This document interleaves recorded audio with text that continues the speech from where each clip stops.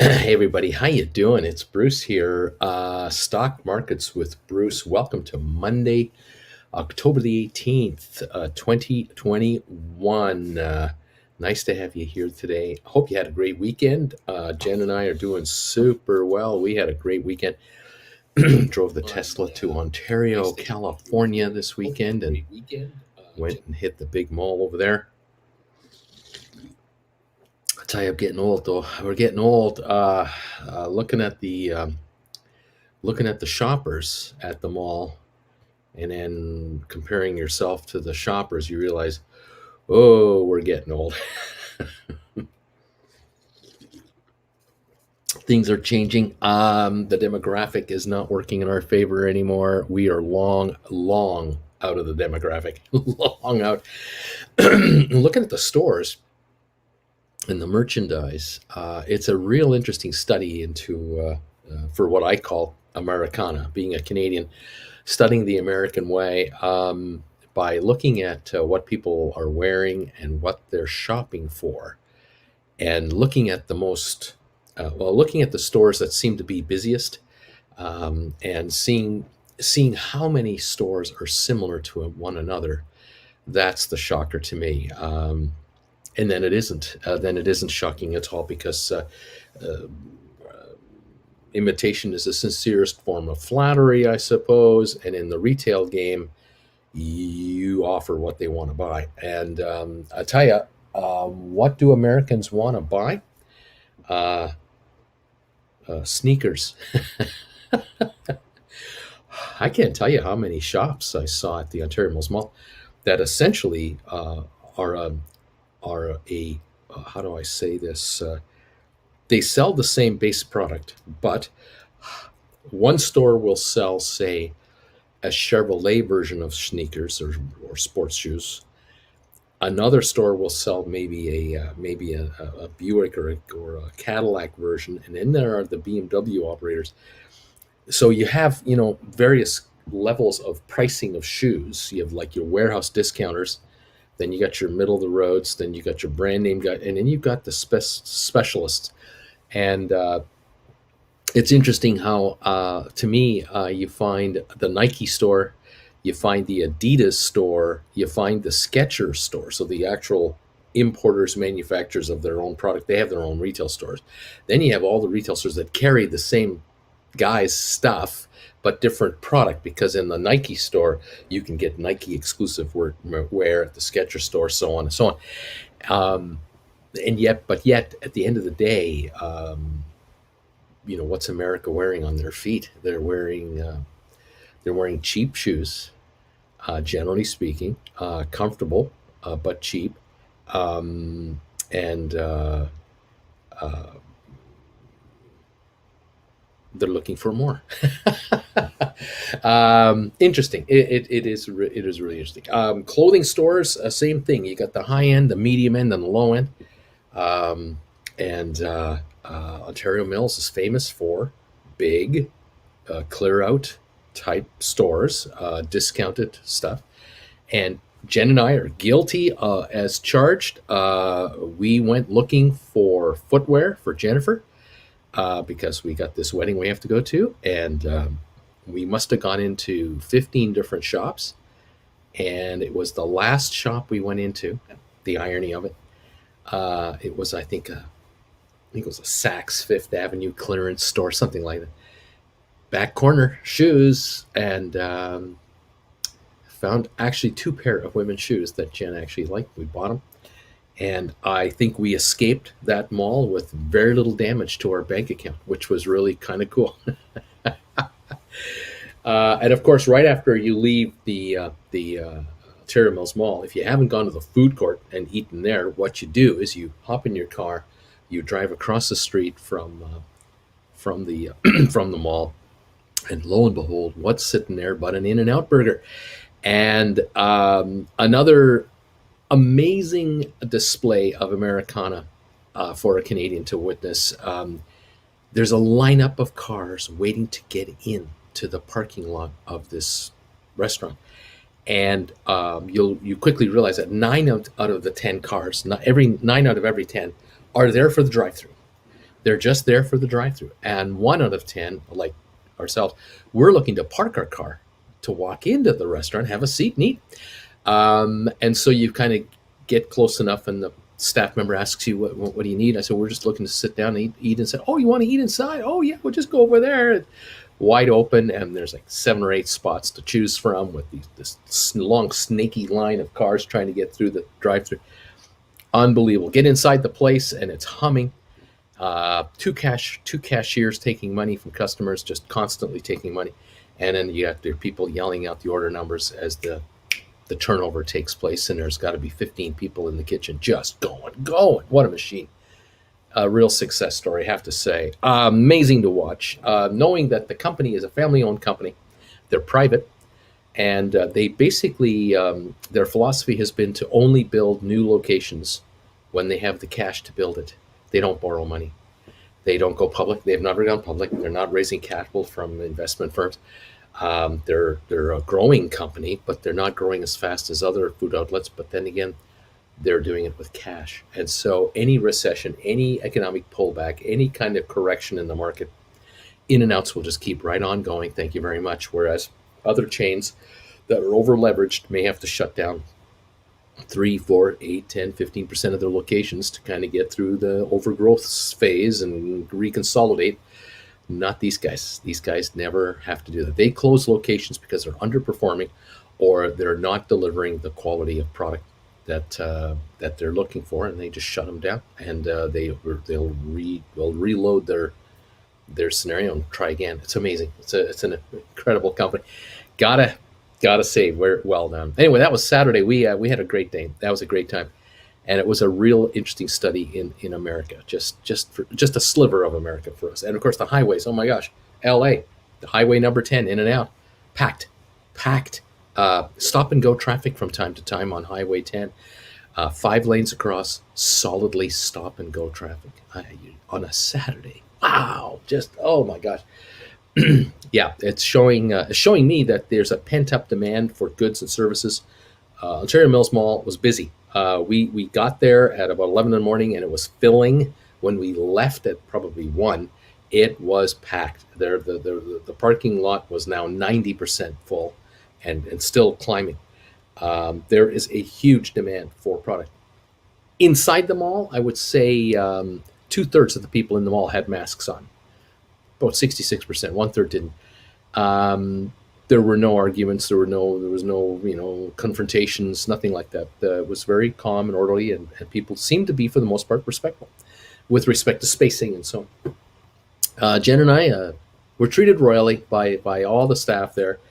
They looked at these 2 people. This guy with very little hair on the front of his head here, and all what's left is white. They were very gentle with me. We're just happy to be there. We're just happy to be there and happy to walk around and just see what it's like down here. It's been a while for us. We used to live here full time back 14 years ago. Things have changed. And it's interesting now to see the clientele. A 25-year-old shopping at Ontario Mills Mall was 11 years old the last time we lived here. Totally different clientele. So those 11-year-olds were with their parents. Now they're the parents if they have newborns. 40-year-olds were 26. They shop in a different way now. What they bought when they were 26 versus what they're looking for now as 40-year-olds, totally different. The 40-year-olds then are now 54 now. Their lives have changed and are evolving. And the 54-year-olds then are 68 now. We're 66. Totally different shopping technique, totally different shopping habits, totally different shopping wants, needs, and desires. And the mall has to cater to all, but you have to cater to the group that can pay your bills. And you may have 66-year-olds come into your store, but if they don't buy anything from you, you are in trouble. If you only attract 66-year-olds and you don't sell them anything, you're in trouble. If you attract 26-year-olds and you don't sell them anything, you're in trouble. So now you have to figure out, well, what do we have to attract? And what we have, will it sell? And will we be able to sell it at full retail, or do we have to discount it to get it out of here because we're buying incorrectly? In the meantime, in LA, in Los Angeles Harbor, and in Long Beach, the container ships are parked and are waiting to come in. and Biden has authorized the port to go 24/7 with regard to Coast Guard services and everything else to ramp up the importation and exportation of goods out of LA, Long Beach. It'll take months and maybe over a year to really catch up with the backlog because it's very difficult to do. The highways, like I said, are packed with cars and trucks. The train tracks along Highway 10 just bustling with containers everywhere. So there's this humongous choke point of Los Angeles where goods are coming in, goods are trying to get out, and the public, in the meantime, is trying to figure out how to survive and live the American dream. Fascinating to see it all and watch it evolve.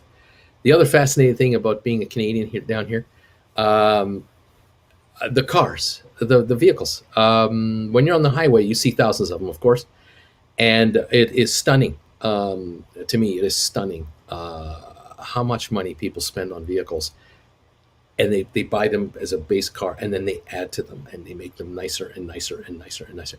And how many of the highest end models are available in Canada? You'll see like someone driving a Toyota Camry, nice car, an LE model. In the United States, it's the XLE model, leather interior, sunroof, every imaginable bell and whistle. Lexus, you'll see the regular, you'll see an ES330, a four-door sedan, which is the Camry, dressed up Camry. And then you'll see the high-end performance Lexuses that are on the road. And you got these young guys who are just taking them out for spins on Saturday because this is their day to go for a spin. They work Monday to Friday to make the money to buy the car. Now on Saturday, Sunday, they're driving it. And they can't go very far and very, very quickly because the highways are clogged. It's just... it's an amazing thing to see. California is such a unique place. It is so American in its own unique way. It is America West. Then, of course, there's New York, which is America East. Then there's Florida, America Southeast. And, of course, the Northwest. It's an amazing place, amazing people here. And it's amazing to watch just the everyday life of people as they, go about their business. Now, in my case, I can't watch people Monday to Friday because I'm here with you and I'm doing this. But on the weekends, I get out and I get to kind of look around a little bit. And it is a fascinating read, a fascinating study to watch how America is getting along and trying to make it work. Unbelievable. And the virus continues on. The news this morning, sad. Colin Powell, the former Joint Chief of Staff under, I believe, Clinton, and I believe under Bush, the father and or the son, passed away this morning at age 84, I believe it is, at Walter Reed Medical. And the official cause of his passing was called COVID, although he had been fully vaccinated against it. But at the age he was at, even getting vaccinated might delay the inevitable or may lessen the severity. But if you catch it, depending on your age and any other conditions you have, and I don't know his medical history, it can do you in. And at age 84, he has succumbed. Now, would he have passed away from natural causes at age 84? Maybe, maybe not. But anyway, the news is sad. Unfortunately, America has lost a good one, a pretty stable guy who tried to be a kind of very partisan, a nonpartisan kind of guy, a kind of a down the road, down the middle guy who could get along with the left and the right because he had to. He was senior military. He had to be able to stay down the middle, and a lot of very, very productive brain cells have left us, unfortunately. But that is time. Time marches on, and it does not stop for any of us. There you have it. Those of you who were spending some time with me this weekend, I had the pleasure of visiting with a few of you individually this weekend. It was a pleasure, a lot of fun, and revealing for all of us, as it always is. And again, I thank you, those of you who reach out to me and want to have a one-on-one session with me. I find them extremely enjoyable. And I know that in everyone's case, they the individuals say to me, Michael, I'm really glad I hired you for the hour because I learned so much in 60 minutes that I can't possibly get out of you from watching live. Um, and I thank you all. I can't do any lives this weekend coming up. Unfortunately, I'm not in town. Jennifer and I are in the car. On Thursday of this week, we are not on the air. Thursday, Friday, or next Monday, there will be 3 days in a row. I will not be on the air. We will be in Phoenix. We're attending a family, an extended family wedding kind of a thing, and we're going to come back on Monday next week. I'll be back on the air next Tuesday. So I'll be on today. I'll be on tomorrow. I'll be on Wednesday, but then I won't be on until the next week, Tuesday. So no private sessions this weekend. It'll be the weekend after. If you would like a private one-on-one with me, you're interested in one of those, send me an email and say, Bruce, I'd like to talk to you one-on-one about my investments, my game plan, whatever I want to do. There's my email right there, brucefarmer@hotmail.com. Just send me an email. Say, Bruce, I understand you're not available next weekend. How about the weekend after that? I'm available on Saturdays or Sundays. I usually do Saturday mornings, Sunday mornings, Eastern time. Usually I'm available from about 10 o'clock Eastern until about noon, 1 o'clock Eastern time, somewhere in that window. I might do 2 meetings each day, maybe 3, but usually no more than 2, because I need some time off too. But if you're interested in a one-on-one session, let me know, and we'll get you time. We'll get you locked in and go from there.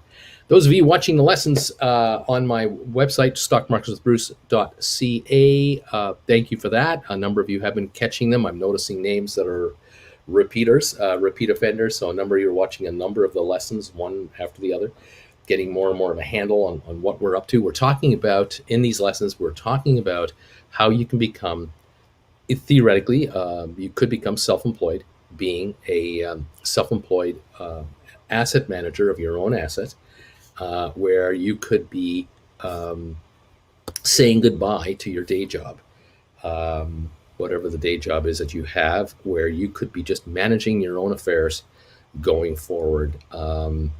Because a number of you don't realize it, but a high number of you actually have enough assets under your control that could literally change your life from the 9-to-5 grind that you may have found yourself in. A lot of you, and this is not a criticism, this is just an observation, but over the years, over the decades I've been around, you get into a routine and you figure this is the normal.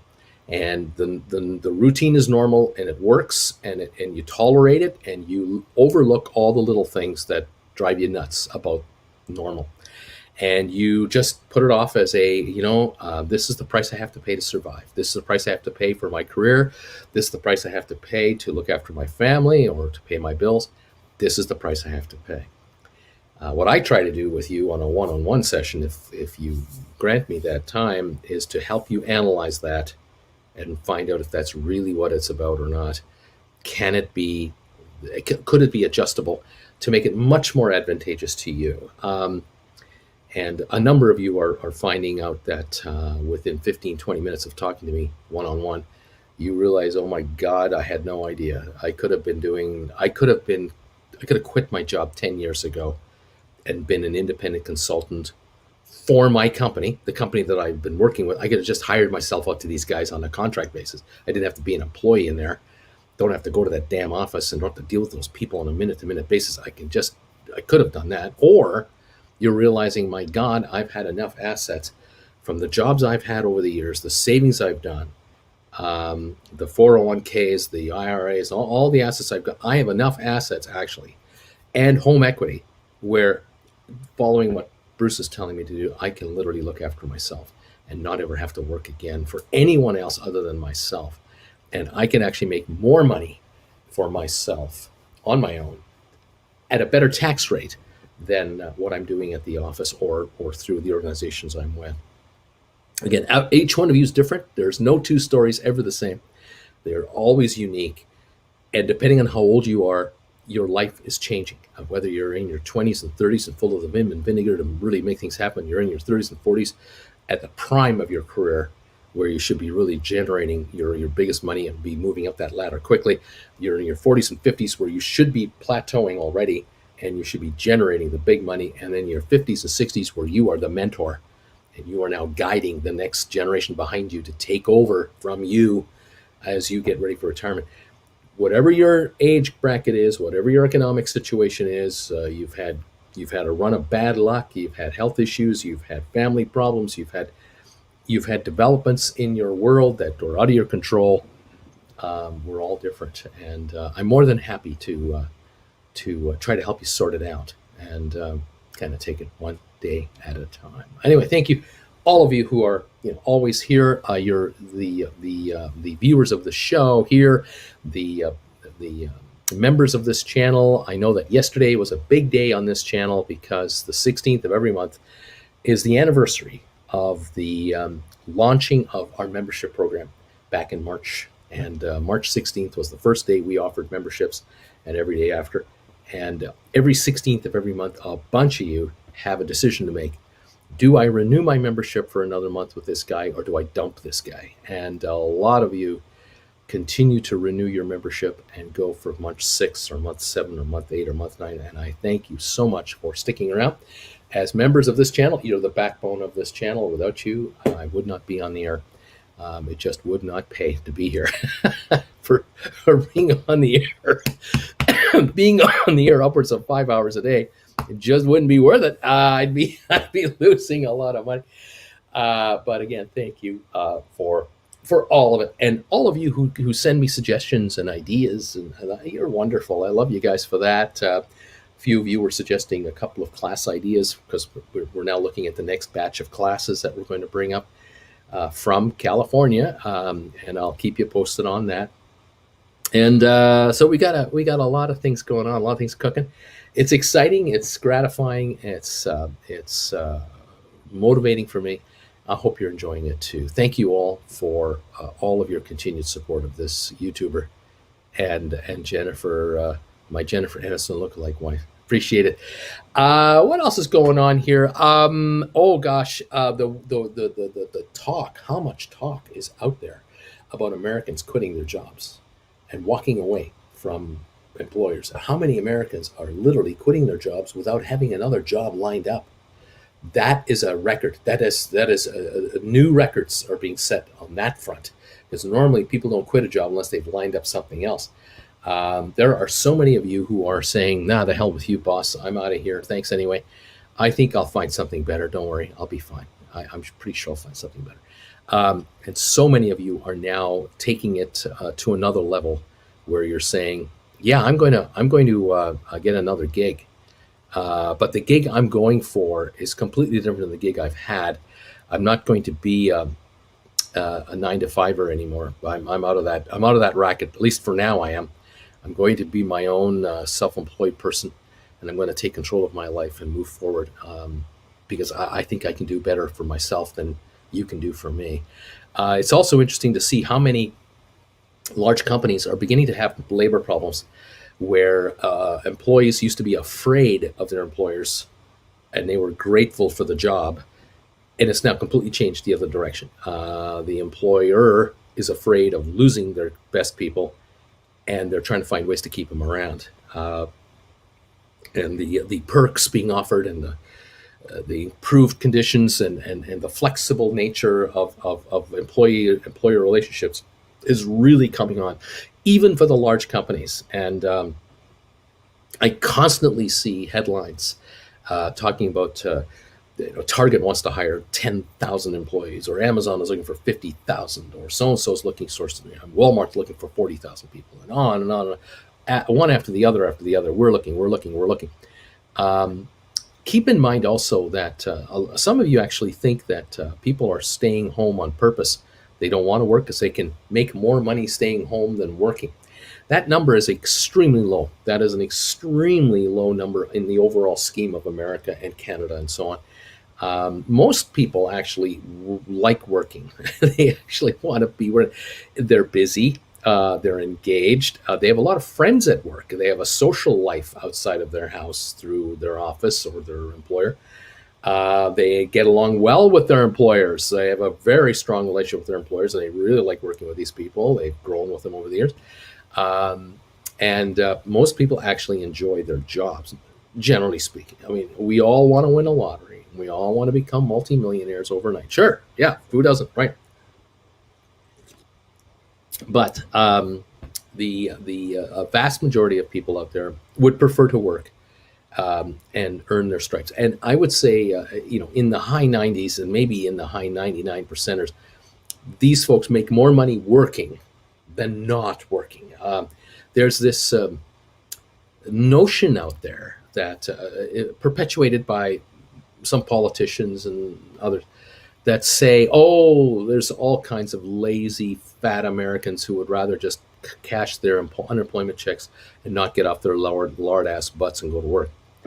Some are trying to convince you out there that it's the majority, and that's not true. It's just not true. It is a rare case where you're going to find a huge number of people in a position where they can make more money not working than working. If this is the case, that they actually make more money on unemployment than working, then the reality is they're not being paid enough at work. That's the reality, because if you can live off the government handouts, which are next to impossible to get in some states, they're so impossible to get. Certainly in Canada, they're difficult to get as well. If you can actually make more doing that than working, you're not being offered enough money working. Now, maybe you're a lousy worker. I agree with that. I'm with that. I'm, as an employer, someone who's hired people. Yeah, sure. Sometimes you get employees who are underachievers, but generally speaking, the minimum wagers out there, they're not the problem. The minimum wagers, these folks who are working for minimum wage or who are working 2 or 3 minimum wage jobs to try to make a go of it, they're not the problem. They're the solution to America's problems. These are the hardest working people America has. You need 3 jobs just to get by with your children and your home. You're the hardest working American out there on a per hour, the amount of calories you're burning off to work. It's the folks who have the one job only and are overpaid or are well paid and are not delivering the results of the junior employees. That's the problem America is trying to beat. And that's the same in Germany, France, Italy, UK, Japan, anywhere. I mean, this is not an American thing. This is a worldwide thing. There are overachieving employees and there are underachieving employees. There are overworked people. There are underworked people. There are successful employers, unsuccessful employers, very successful companies, not very successful companies. Welcome to the world at large. You have to figure out where you fit in the world yourself. Go from there. There was a big settlement this weekend. 60,000 employees are not going on strike in the California area, in the entertainment area. These are the folks who are not actors. They're not the writers. They are actually the grunts, the hardworking folks behind the scenes. That when you watch the credits roll by at the end of the movie, after you see the top 5-10 names you recognize, everybody else, we're talking about those guys: makeup, stage hands, stunt coordinators, talent scouts. And I can't name them. It's endless. If you ever watched that movie, that Quentin Tarantino movie that just came out, was it a year or 2 ago, about Once Upon a Time in Hollywood, the behind the scenes Hollywood stuff, that a lot of those folks are represented in this class of people. 60,000 voted not to go on strike. They voted to take a deal.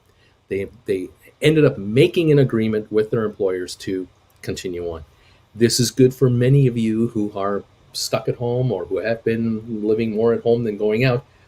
Entertainment will continue to come your way through your computer, television, or what have you. But there are others like Deere, the Deere manufacturing company making those Deere tractors. They're on strike. 10,000 workers walked out. I think they said no to a 5 or 6% raise. They walked out. There are apparently other issues here where large American corporations like Deere and others, especially publicly traded, have done extremely well the last 5-10 years. Yet they have been extremely difficult to deal with respect to their employees. They have been cutting down their employee benefits and holding back raises. because they view their employees as an expense. They don't view their employees as a partner to make more money. They view them as an anchor that holds them back from what they think they can ultimately get. And can you blame certain companies that open up Chinese plants and hire 5,000 Chinese workers over there under a contractor, and those folks there outproduce the Americans over here, again, because it's grunt work that's we're talking about here. We're not talking about high-end sophisticated engineering. We're talking about lug nuts on tires. We're talking about, assembling a tractor by hand here. Overseas, they can build the factories with robots automatically installed. Instead of hiring 15,000 workers like you would have 20 years ago, you hire only 5,000.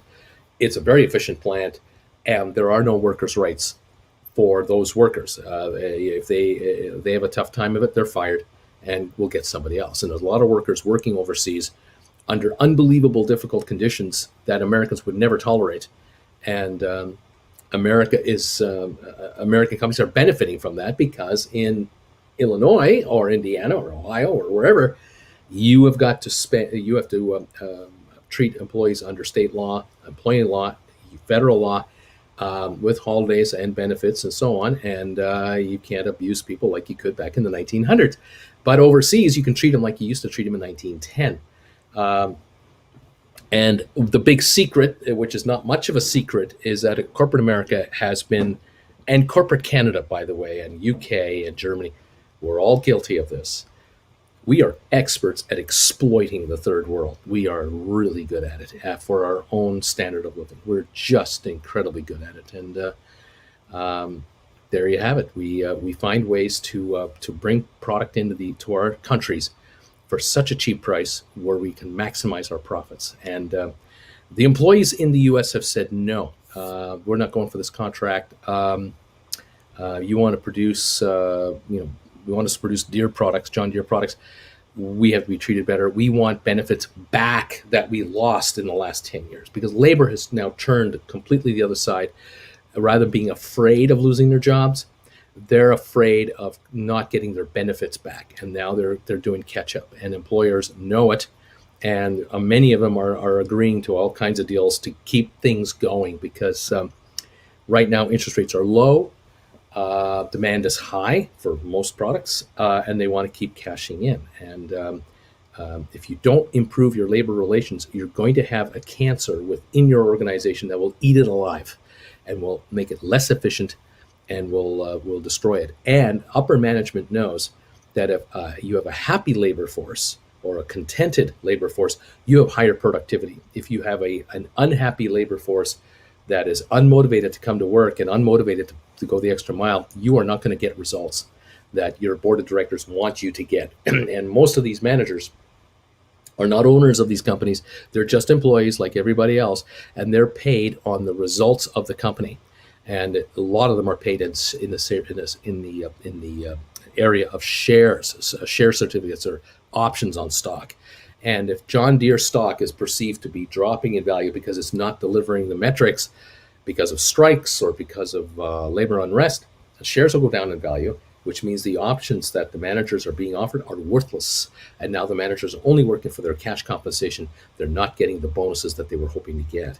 And so there are times where management will say, let's cut a deal with these unions and keep them happy and keep things going and settle now. Because if we don't settle now and make a deal now, 6 months from now, when we come back and try again, it'll be worse.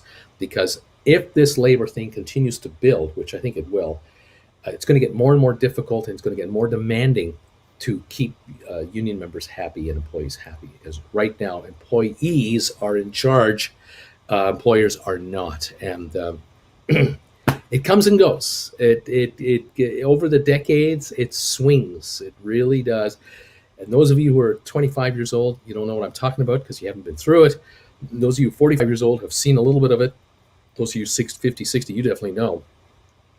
After 2008, there were people taking jobs as pizza delivery people who were university graduates who had been making $120,000 a year, lost their jobs, and were now trying to make $15,000, $20,000, $30,000 a year.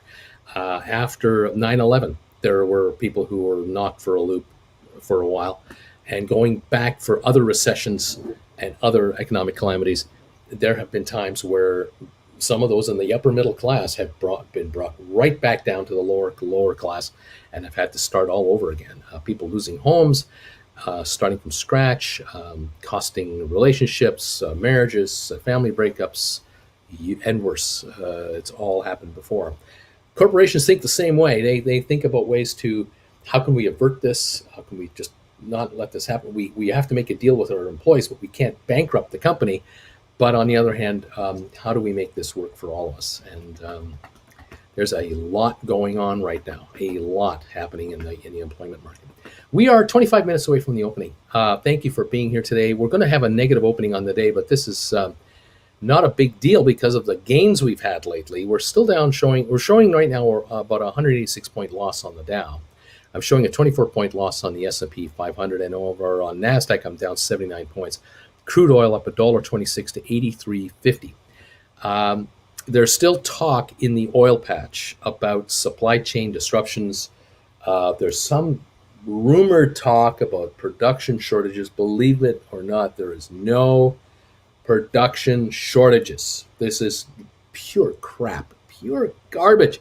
There is a sea of oil that we are drowning in because we are so much more efficient with regards to the use of this stuff. In the Western world, the United States, Canada, and Europe, and other Western economies, we are so much more fuel efficient than we've ever been in the past that even with a full recovery economically, we won't use as much oil versus the last time we had a recovered economy. We're just more efficient with it, which means more oil slashing around than we need. And the only issues with oil have to do with supply chain delivery issues. But I can tell you without any doubt at all, in Canada and in the United States in particular, because I know that market rather well, the refineries in Canada and the USA are having no issues whatsoever to bring oil in to refine it into other materials, to refine it to gasoline or propane or benzene or any other byproduct. No trouble whatsoever. There's no problem with natural gas either. There is so much natural gas in North America that oil companies flare it off. They burn it when they're drilling and producing oil. And if you only knew how much we burn into the atmosphere for nothing, to just get rid of it as a byproduct, you would be shocked. You'd be outraged, and you'd be upset because you, as taxpayers, and I and others, we are constantly being told that there might be a carbon tax, there might be an environmental tax on this and that to help clean up the planet. While all that is happening to us, and we're supposed to now recycle our waste and be much more economically sensitive and blah blah blah, all good. A whole bunch of natural gas just being flared off as a byproduct of producing oil. To get oil out of the ground, we have to burn off this gas to get rid of it because we have nowhere to put it. We can't put it back. We can't put it into storage. We can't build a pipeline for it to send it somewhere because we're out in the middle of nowhere. And the amount of gas we're bringing in is a small percentage, a very small percentage of what's coming off this well. But the reality is that the only way to deal with it is to burn it. And we have so much being wasted. When you calculate it up, it is a stunning number, and it just burns into the atmosphere and creates damage, just damage. And sure, these oil companies pay a fee, they pay a carbon tax or some kind, yeah. But the bottom line is, if you are paying to pollute, you're polluting. That's the bottom line. And who's paying the payer? We are. We're paying for it by buying the gas at the gas station, paying it $4 a gallon, $4.50 a gallon here in California. I saw gas at $5.05 on Saturday in some spots, premium. $5 a gallon around here. I can tell you that a certain percentage of that is the cost of flaring off natural gas in Wyoming, or in Montana, or in the Dakotas, in Oklahoma, maybe Texas, Louisiana, Mississippi, wherever there's natural gas and it's not needed, it is being flared. And I know that in Pennsylvania and other jurisdictions it's being done, Ohio, they're just flying it off. And we're paying because they're paying. They're paying the carbon penalty to do it, and they charge us to do it at the pump. So we're paying. We're paying twice economically and environmentally because we're ruining our atmosphere. So can I tell you, it is. Sometimes it's an ugly business, but that's what it is. Thank you for being here today. Happy days. Yay. Happy days. We're dying. What's going on with our stocks? SoFi, I show it off. I show SoFi down 18 cents right now, 19.20 in the pre-market. I'm showing Rocket Lab right now at 12.85, up a nickel in the pre-market. I'm showing IBM at 143.85, down 76 cents. Had a good week last week in the pre-market at the moment. I'm watching ATIP sitting at looks like 355, up 2 cents. I've got 23andMe last showing 917, high this morning 955, 917 is more down 4 cents. Spire showing 609, up 9 cents on 22,000 shares in the pre-market. There was some kind of a contract signed between Spire and an Australian-based organization. These announcements are so generic and so bland. They don't mention dollars. There are no dollar amounts mentioned for these kinds of contracts. They'll say that we're providing services to blah, blah, blah launch company and wherever. And you're going, great, okay, well, what's that worth to us? Like, as a shareholder, how excited should I be? Is this a $2 billion contract, a $2 million contract? Is it a 3-month thing? Is it a 5-year thing? What is it? Oh, we're not getting that info. We're just getting this generic, great company out of wherever, and we're now recommending or we're now consulting with them on satellite launches and all that. Going, yeah, okay. What's the cash register look like? If I'm a retailer, is there any money in the cash register because of this? I mean, you guys seem happy. Great. Show us how happy you really are. Like, why should we be happy if you're happy without you telling us how much this is? How are we supposed to know? I don't know. I don't. I'm trying to figure that out. It's not easy. This world used to be easier when I was younger, but it's not that easy now. Anyway, there you go. We'll see what happens in the next 18 minutes when we open. If the street somehow reads between the lines better than I can, that there's something good happening here. I hope so. I don't think it's bad news. I just like to know how good is the news.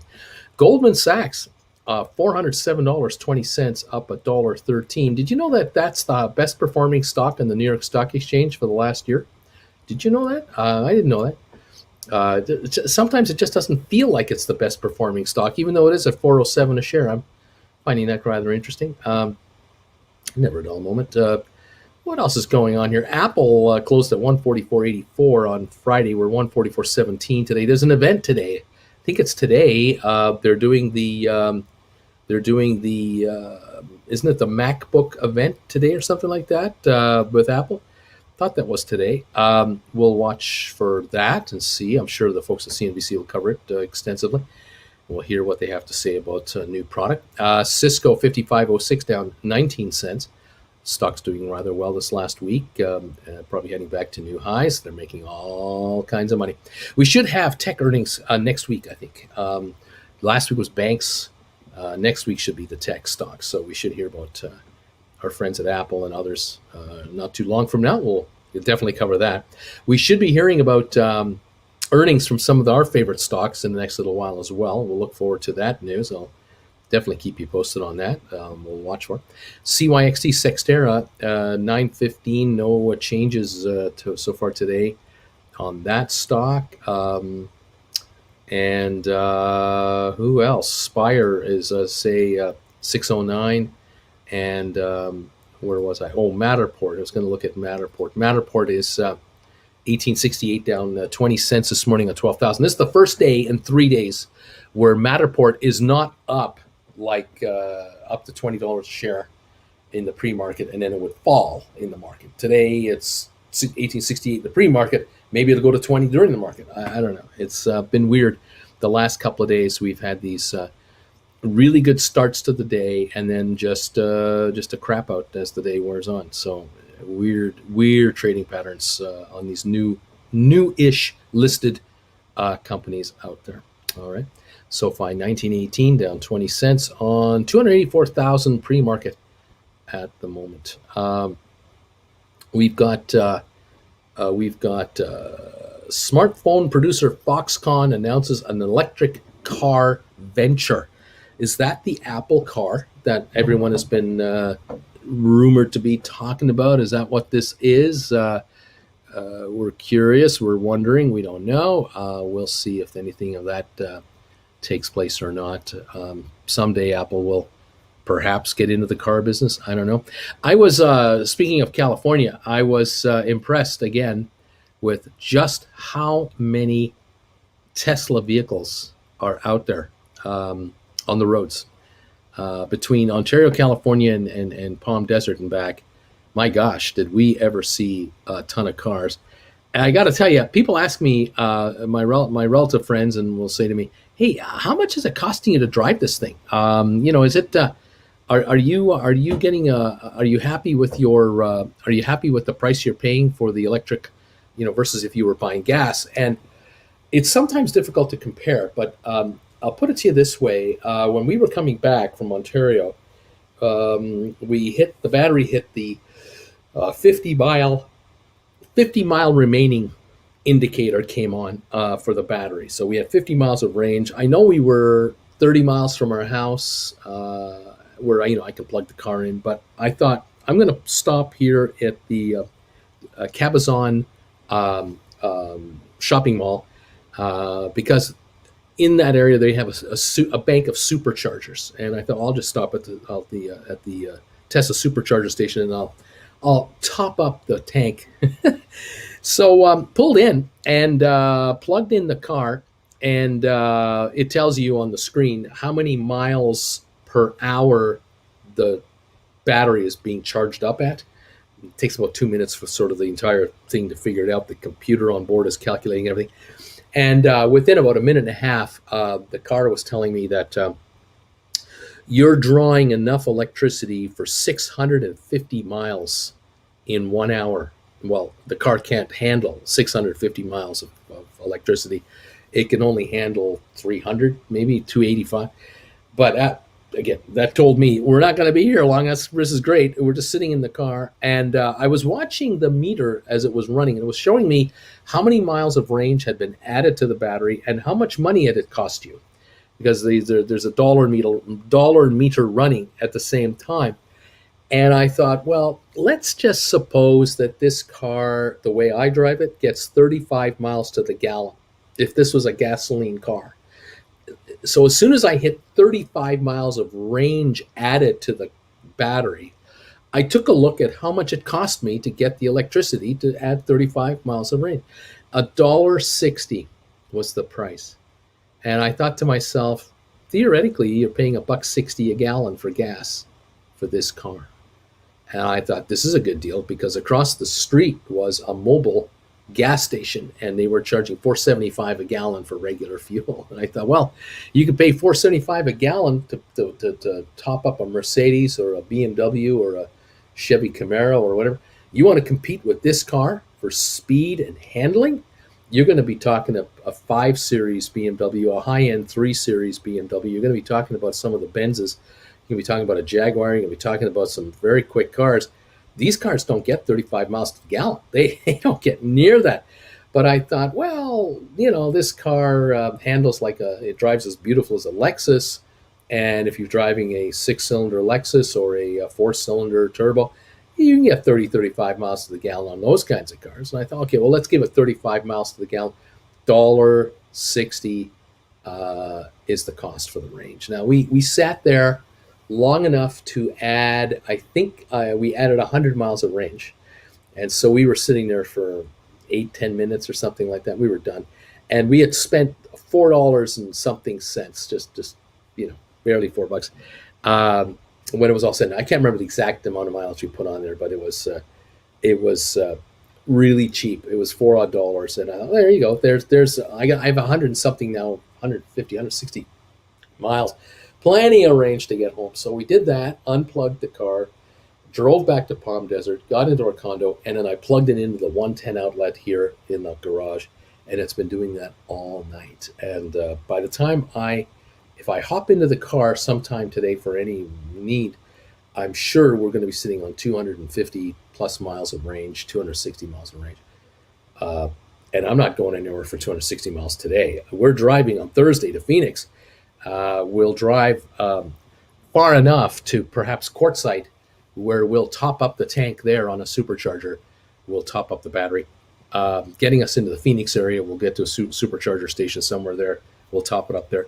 But I have a strong suspicion that the hotel we're staying at, where we're ultimately going to end up, I think we'll be able to plug in there for probably no charge, being a guest of the property. But these have no problems with mileage. These vehicles, no trouble whatsoever. And are they everywhere? My God, these units are just everywhere. Model 3s and Ys, and the Model S sedan, even the Model X, just everywhere in Southern California. Absolutely stunning how many there are. It is quite shocking. And I know I'm still only using 15% of the features of this car to drive it. The screen is right there. I'm too busy watching the road and just being entertained with the handling of the vehicle. But music and entertainment and the maps and the self-driving modes, unbelievable. Just what a car. Phenomenal. And we're enjoying it. It's quite good. Anyway, there you have it. Pretty good stuff. We're very happy with, I got to say, I think we've now paid, Jennifer and I have now been, we're going to be charged $12 in electrical costs since we had this car, and it'll be 2 weeks tomorrow. So it's $12 at superchargers for 2 weeks. I mean, you gotta be kidding me. I drive by the Costco gas station, which I used to drive my car into all the time, and I chortle. I literally laugh now because I'm thinking, well, if I had to buy 10 gallons today, which would be a half a tank, I'd be paying $45, $50 for a half a tank. Like, it's going to be $80 to $90 for a tank of a sedan.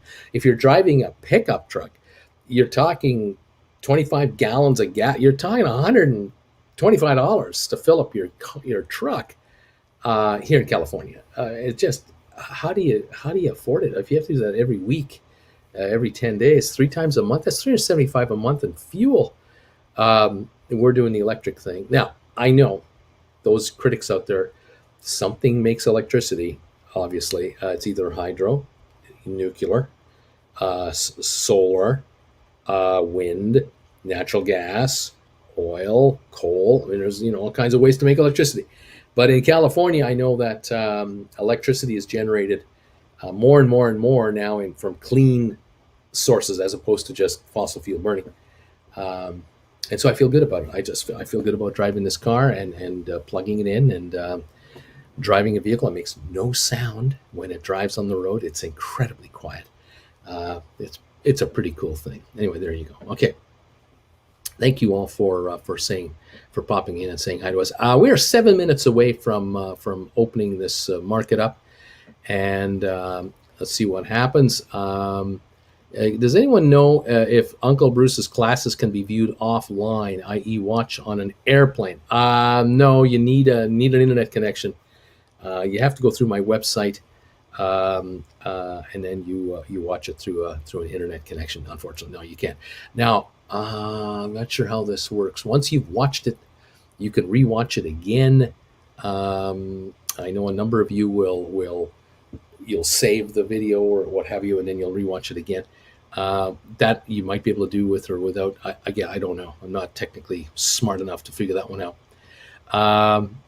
Here we go. My next pair says $4 for a full charge at home. Is that cool? It's just incredible. I can't wait for SoFi to break $25, says my French investor. Thanks, Bruce, for putting this on my radar. I appreciate you. Thank you for being here. Very much appreciate that. Yes, we're also very eager. I'm very eager and can't wait for that to happen as well. And I can't wait for the stock to break the 30-35 range as the story continues to spread out. The stock we'll trade at those levels as well, and you'll do very well. Anyway, Deep Value says, I drive a Model S, Bruce. Wait, when did you get a Tesla? I'm driving a Model 3, but I'm renting it till the end of the year. Very, very cool. I want to use, Richard saying, I want to use my Uncle Bruce gains to buy the Cybertruck. Will help so much in rural Midwest. It's going to be an interesting unit. And Ritish, you are correct. I am renting the vehicle at the moment, and I'm glad I am, because it's really allowing me to get to know this thing. Very, very cool. I'm going to get that iconic 5 once it comes to us. Fastest change rate in the industry so far. That's the Hyundai, I believe. My friend, I saw a lot of Teslas in France this summer during my vacations. Let's see. A friend of mine road trip from Denver to LA and ran out of power. They bought a gas generator to charge it back up. That's funny. Let's see. Oh, what else is going on here? Thank you all for hanging around and being here today. I'm getting ready for the opening in 4 minutes. The soundproofing my Tesla's outstanding. I have to agree with that too. Gas only $2.69 here. Yeah, in certain areas of the country, it's incredibly cheap. In certain areas, it's incredibly expensive. But I'll tell you, if I can pay $1.65 during the middle of the day in California, I know that if I charge the vehicle at night, when it charges in the evenings here, the rates go down. They tell me that the gentleman that rented me the car, he says that if you go to a supercharger after 7 in the evening, it's half price. So we're talking 80 cents for the equivalent of a gallon. That's pretty good too. Anyway, very, very cool. What else is going on? Yeah. Let's go. I like the Toyota RAV4 Prime, best of both worlds. Yep, gas right now in California, crazy, just insanity. GameStop's green in the pre-market, good to hear. Gas $4.39 in the Bay Area, unbelievable. What else is going on? Yep, all kinds of talk going on about SoFi, what's coming up here. Thank you, everybody, for all your commentary today. I appreciate it so much. We're going to go member only now as we come into the markets. Please consider becoming a member of this channel. If you'd like to comment on my channel during the market, if you have any questions about the market, I'll be happy to try to answer it for you. Thank you again for all of you being here. We're just going to shift over now to members only on commentary during the market here.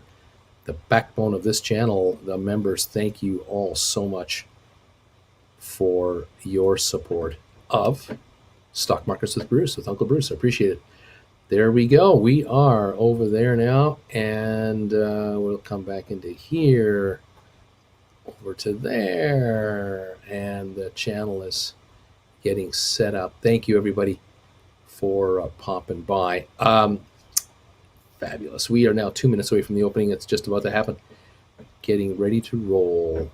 Let's see if we can do this and this. I'm just making the odd adjustment here, folks. Don't mind me setting things up here. There we go. And there we are over there to this. There we are. Okay, over to commentary. And there we have it. And then let's get back over to here. Thank you. 681 of you were here. Appreciate that. 213 thumbs up so far. Fantastic. Let's hope we see some moves this morning where you guys can make some money. That would be good. I like to see these markets pop up for you and help you get richer. Let's see. Yep, here we are. Baked Baking Gregory. It costs a private YouTube video, so once you have access to it, you must just rewatch it by going to the same link again. Was there any news from Uncle Bruce on ME that brought that massive price increase on Friday, or was it that attempted short squeeze on the naked calls? ME got a mention on Thursday night from a serious hedge fund operator and that really helped the market. It traded over 20 million on Friday alone, the highest trading day I think of all time. I think that's the highest number of shares ever traded. Spire got a buy rating on Friday afternoon. Diesel, you guys are spoiled. Diesel's 834 in Sweden. Oh my God. Incredible. Absolutely incredible. I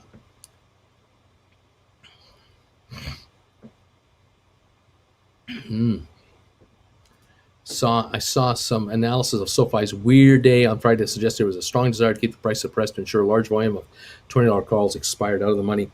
We had all kinds of stuff going on. We've got Spire right now looking in the very end of the day here. It looks like it's 6 to 609. We're about to start trading on the open market. The bells have got to be ringing. I'm sure Larry is giving us the bells right now. Yep, there it is. Larry Titus is ringing the bells. It's obvious. We are running. We are open. Let's get going. Fantastic. Let's see what's going to happen. And we're off. That's right. Look at Goldman Sachs going, baby. There you go. All right, let's see how we're doing here with our morning opening. Thank you all for being here today. Nice to have you here. Yeah, 410 on Goldman Sachs, up 395, on its way to 700. Fabulous. I'm showing Rocket Lab at 1278, down 2 cents. I'm showing, there we go. I'm showing now, hang on, just going to double check. There we go. Showing SoFi 1925, down 13. I've got GameStop up 16 cents. I have Matterport at 1863, down 24. 23andMe is 916 at the moment. Jump around 906, down a little. SmartRent not yet trading. Spire is up 7 cents to 607. Opening volume 59,000. Watch that closely, of course. ATIP 350 a share, down 3. Cyxtera is unchanged at 915. AMC down 16, Robinhood down 11, Bannock down 231, Home Depot down a buck, IBM down 93. The Dow down 183 right now to start. We figured that. We figured it would be negative to start. Down 190 on the Dow. S&P down 18 and NASDAQ down 44. Oil up 93 cents a barrel. Microsoft down 78 cents, Apple down 114. Tesla up 1380 to 856 on Tesla. BlackBerry unchanged. Bed Bath & Beyond unchanged. BlackBerry down 3. Royal Caribbean unchanged. Goldman 408 now up $2. So early quotes. Let's see how things go here. A few minutes as things settle in. 2 minutes into the market. ME had almost 50 million trade in February. At over 20 million Friday. Just amazing. That has really shifted the ME story a little bit. Wouldn't be surprised if there's a bit of a pullback this morning to start, but it won't last. I think it's going to go higher. 10 to 12, I think, is the next neighborhood for the stock. I'm showing 23andMe at this moment, 886, down 35 cents, 886 on ME. Volume now, 322,000 so far this morning. We'll see how that sort of figures itself out. 885, 886 on ME. Rocket Lab still showing down 15 cents at 1266 on 209,000 volume to start the morning. I've got SoFi at 1932, down only 6 cents. GameStop up $1.85 now to 185.13. Matterport down 27 to 18.60. ME now 887, 891 actually. ME coming back on a little bit. We'll watch that. SmartRent 1210 down 6 cents. Spire 604 up 4. ATIP unchanged 353. Cyxtera unchanged 915. Those are our first opening salvos here on this market. AMC back up, says Geo. Well, we'll see how the markets want to react. AMC is up 40 cents to 41.14 at the moment. And Spire 605 up a nickel. GameStop up 183. Those are the two movers on the plus side. On the downside, it's pennies, 7 cents on Rocket Lab now. It's coming on, actually. Down a penny on SoFi. That's coming on right now. Matterport down 26, ME at 880 down 41, SmartRent down 12 cents. So we have some penny movers here. We've got We've got the Dow now down 205 on the first 5 minutes of the day here. We have S&P down 20, NASDAQ down 53, oil up 98 cents. And there it is. Stocks open lower after China slowdown as investors await earnings. Okay.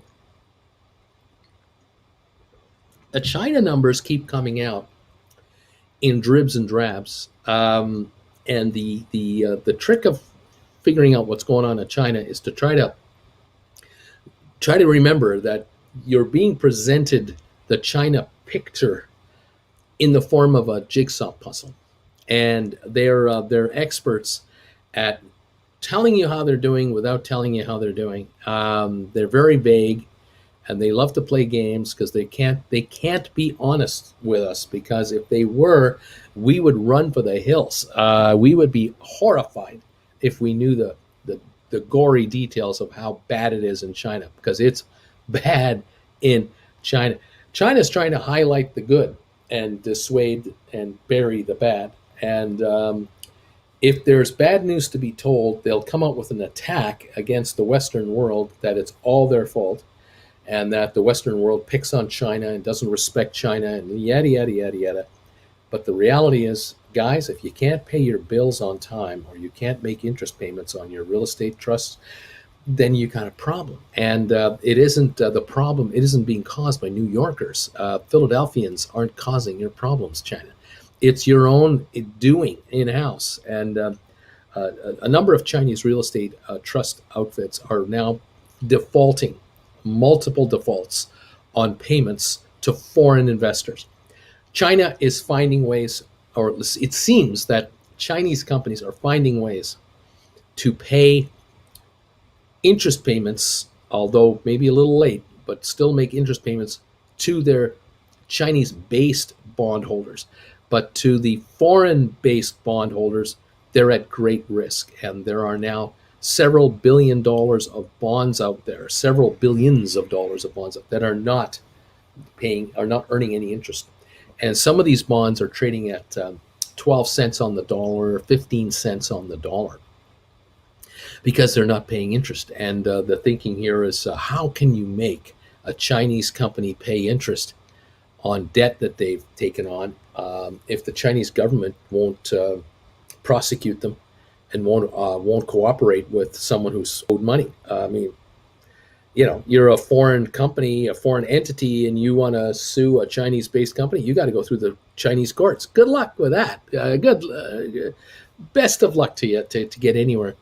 I don't know. Anyway, we'll see what's going on. Good morning. Good morning, everybody. Nice to have you here. Let's see. Oh my gosh, I went to an AMC movie yesterday. 4 people in the theater. Unbelievable. I actually passed my local AMC last night, and the parking lot was packed. Seems they're going with restricted hours, but business seems good on weekends at least. Bama Babe, I know 0 people that still go to the movie theaters. 0. SoFi is green. Apparently it is. It's up 2 cents now. We have another green stock. Spire 607 up 7, and GameStop up $1.30. The next stock to go green might be SmartRent and Matterport. They're only down at 12 and 16 cents each. Rocket Lab down 27. There might be a pop on those couple of stocks.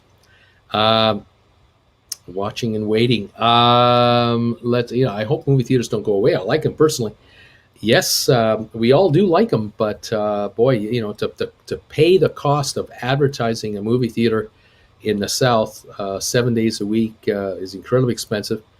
You got to pay the royalties to the movie theater, movie companies, and you only have one shot at selling the 7 o'clock show Saturday night. You have one shot at selling the 9 o'clock, one shot at the 11.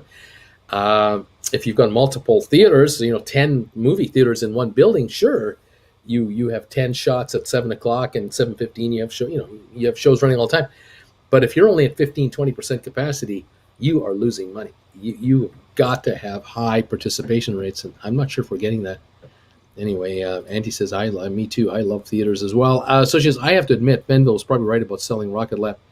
Mr. Mojo, Uncle Bruce, have you seen SoFi Stadium out there yet? No, I have not.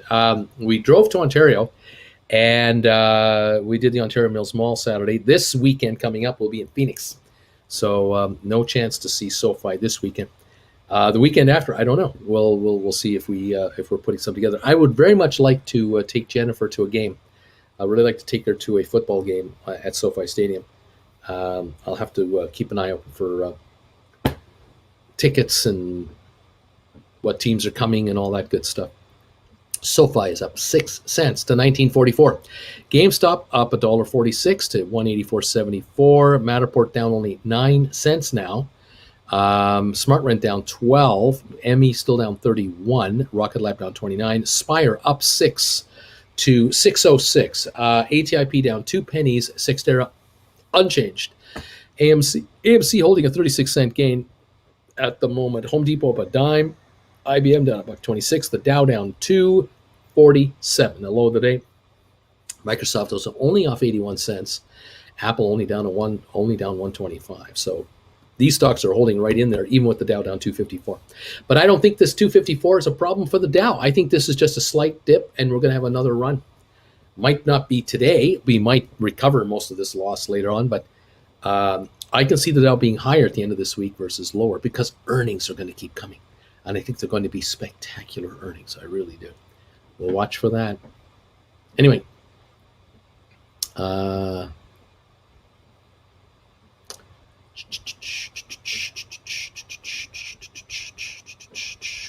Live short interest data on Spire on the Ortex platform indicates a 26% short increase since Friday's close. Not sure how they estimate this data, but if that's accurate, wow. Let's see. Let's go here.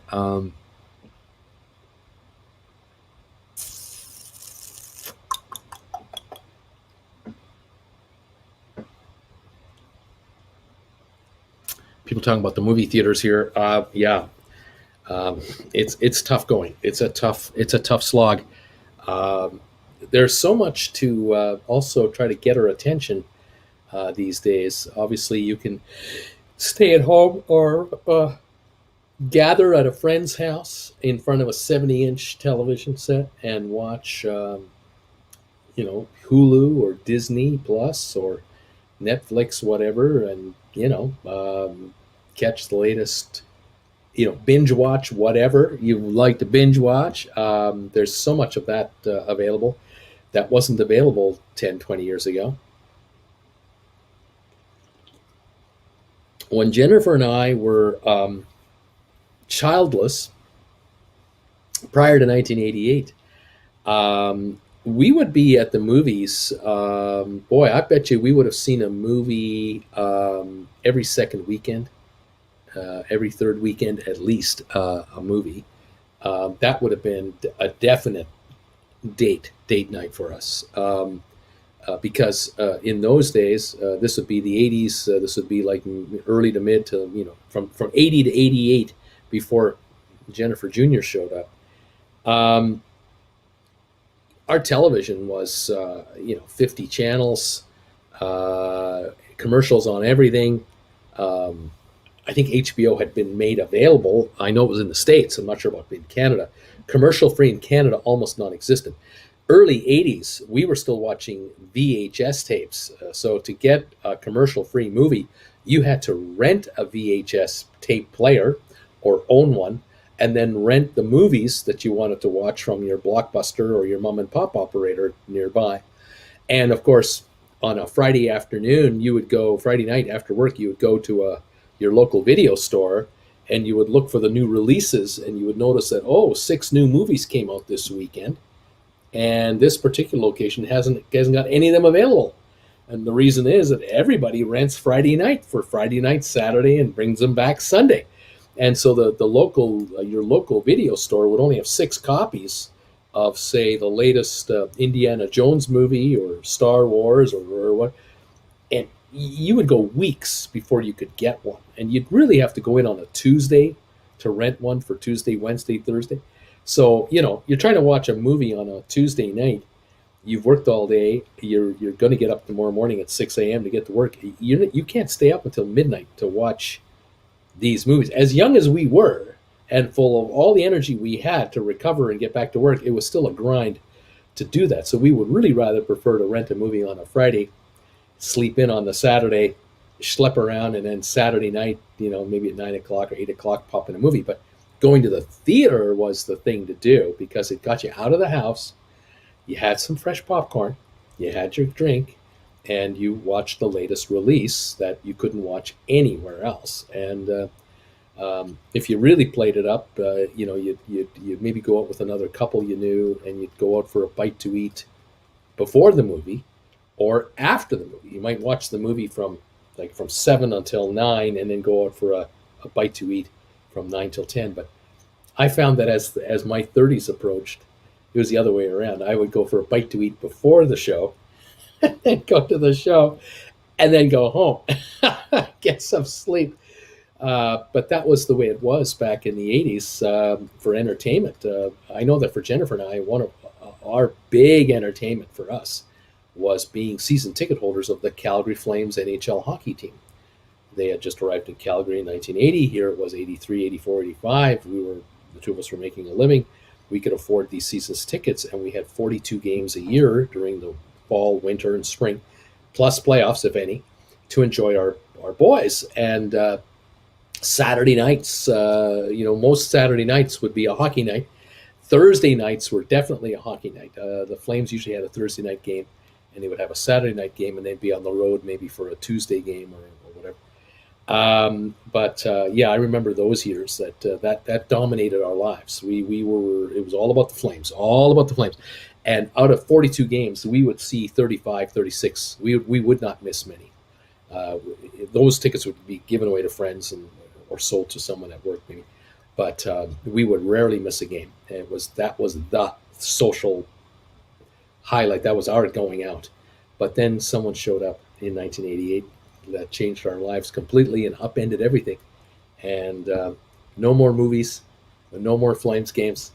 And now the Saturday night thing to do, the Saturday thing to do, was to go to Grandma and Grandpa's house with the little one in the afternoon and hang out with Grandma and Grandpa until about 7, 8 o'clock at night.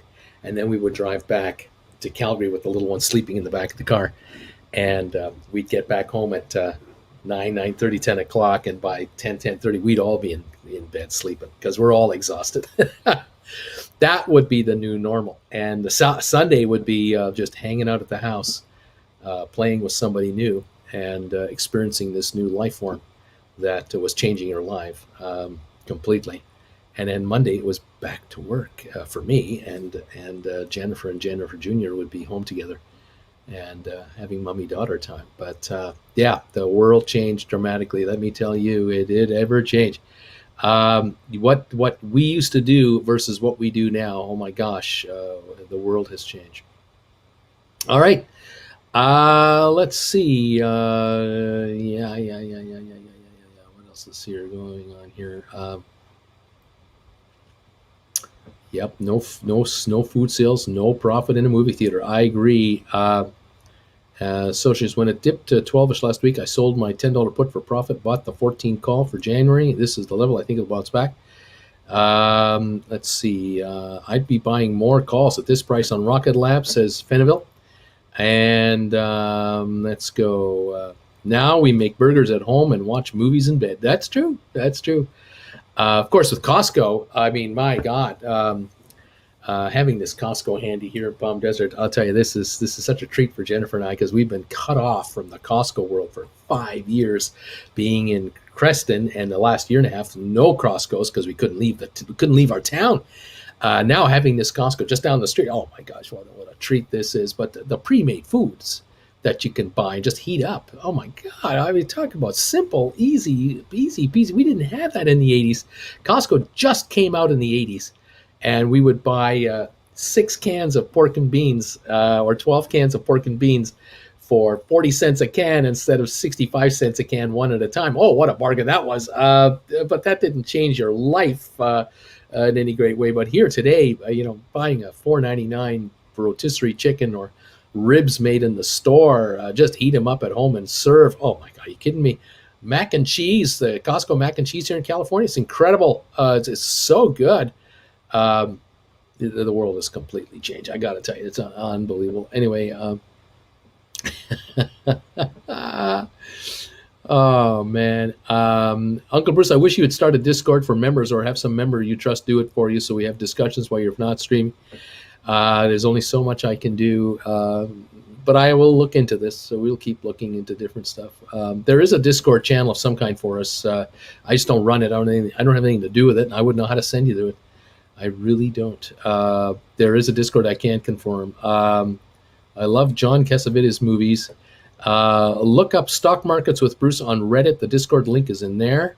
That's right. I do have a page on Reddit, the Stock Markets with Bruce page on Reddit as well. Anyway, there's always that. Where are we at now? Let's take a look at the markets. How are we doing, kids? We've got a 30-cent dip on Rocket Lab, 12.50 right now. We got SoFi 1958 up 20 cents. We're only 42 cents away from 20 bucks on SoFi. It will happen. It could happen today, all by itself, without any news whatsoever. Volume 2.8 million, and it is at the high today right now, or just about the high today. So it's looking good. GameStop 184.57 up $1.29. Matterport down 12 cents to 18.74. 23andMe down 31 cents at 8.86. I think we touched $9 just a moment or two ago. Might do that again. We might now be coming back out of this funk. Smart Rent down 11. Spire at $6 even, unchanged on 139,000 volumes so far. Still being held here. ATIP 352 down a penny. Cyxtera up 6 cents to 9.21. AMC up 54 cents. Robinhood down 44. Vanik is down only 6 cents. Home Depot up 283. IBM down 95 cents. The Dow now down only 118. It's come back by about half, so about 100 plus point recovery. Microsoft is now green, up 22 cents. Apple down only 75. Tesla up 18.39 to 8.61.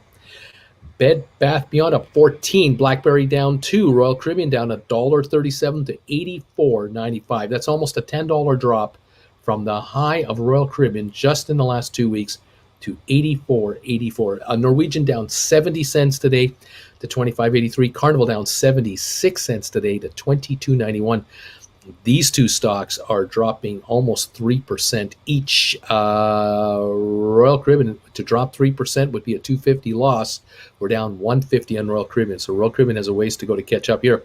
Goldman, $413 a share, going higher on your Goldman Sachs, up $7.16 on Goldman Sachs.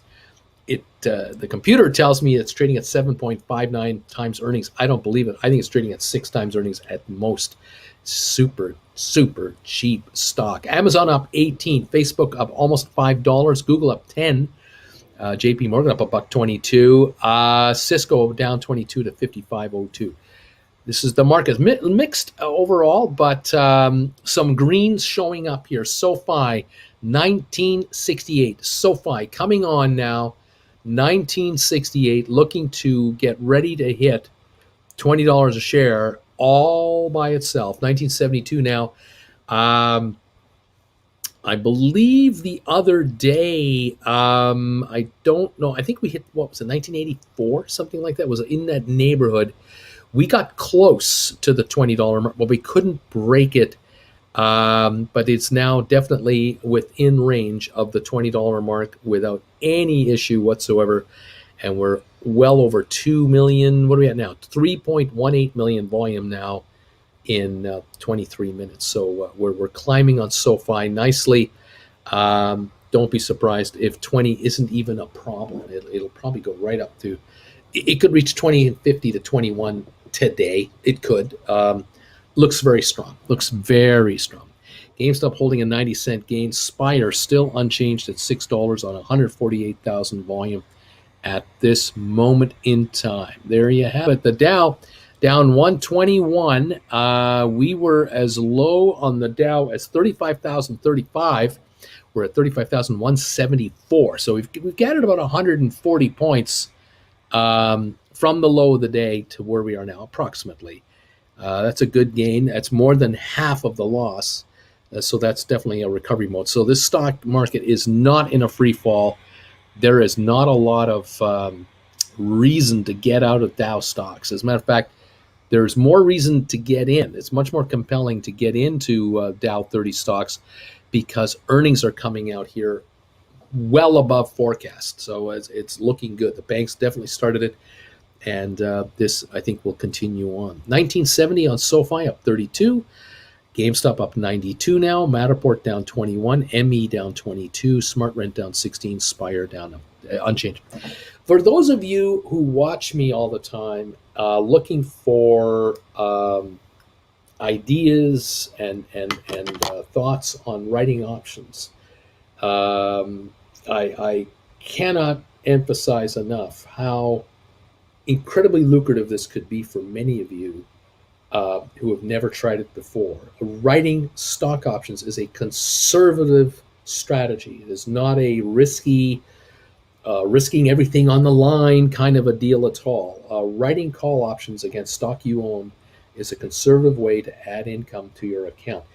You can be aggressive about it. Yes, you can be more of a risk taker depending on what options you write against your stock, but you can also be incredibly conservative on writing options against positions you have, whether it's Apple shares, IBM shares, Microsoft, whether it's any of the former SPACs that I recommend here, I talk about, or whether it's GameStop or AMC. Now, on GameStop alone, I have noticed that in the last 3-4 months, if you have 400 or 500 shares or more, at least 400 shares, maybe even 300 shares or more, you could theoretically make a living off of 300 shares and not need a day job. That's how lucrative it can be just on GameStop. But if you had 500 shares of GameStop and used a very conservative option writing strategy with 5 contracts at a time, I think you could easily not have to have a day job to make ends meet, just writing options on GameStop. And the trick of it is, to me, is writing call options that are near the money or just out of the money, that are maybe 3 weeks out, and buying them back with maybe a week to go or less before they even expire. And I think you can generate upwards of $5 a week per share of income to you just writing GameStop contracts. So if you've got 500 shares and you can bring even $4 a week into your pocket in cash by writing call options, that's $4 a share times 500 shares. That's $2,000 a week of income coming in. That's $100,000 a year at 50 weeks a year on average. Will you make it each and every time you do it? No. You will have times where you'll have to roll over contracts and go a little higher and go a little further out. But in the end, you'll either make 100,000 in cash, or you'll make a combination of say 60,000 in cash plus 60, 70,000 in appreciation of your stock to more than make that up, or more. It can happen that from time to time, as you all know, if you follow GameStop closely, you know what I'm saying when I tell you GameStop can go up $20 a share in an hour. It can go down $20 in an hour for any reason whatsoever. That is the volatility of GameStop. We know this. We also know that GameStop can go up $100 a share in 3 or 4 days. We've seen this happen. But even with that kind of volatility, whether it's up or down, you can write options against GameStop, stay ahead of the market, not get called out, and generate some serious returns on your investment. I go over this time and time again on my private sessions, my one-on-one sessions for an hour. And I lay it out with you and kind of show you actual examples. And a lot of you have figured this out and you have now become prolific writers of options on GameStop, on AMC, and on other issues. And I congratulate you and I commend you for it. And I think you're going to do extremely well. Soon, very soon, you're going to be writing options on SoFi. You're going to be writing options on Matterport. You're going to start writing options on other shares that you have that I have been recommending to you as SPACs back from February, March to now. Speaking of a former SPAC, SoFi, 1983, 1984 a share right now on SoFi, 1985 now on SoFi. So it's going to hit $20 here at any moment. The way it is behaving, 3.9 million volume, not even as heavy as it was a week ago. Volume is lighter, but that's a sign of strength, because at 3.9 million volume, being up 45 cents a share right now, showing me, as an old man watching this market since 78, they are running out of paper to sell into this market.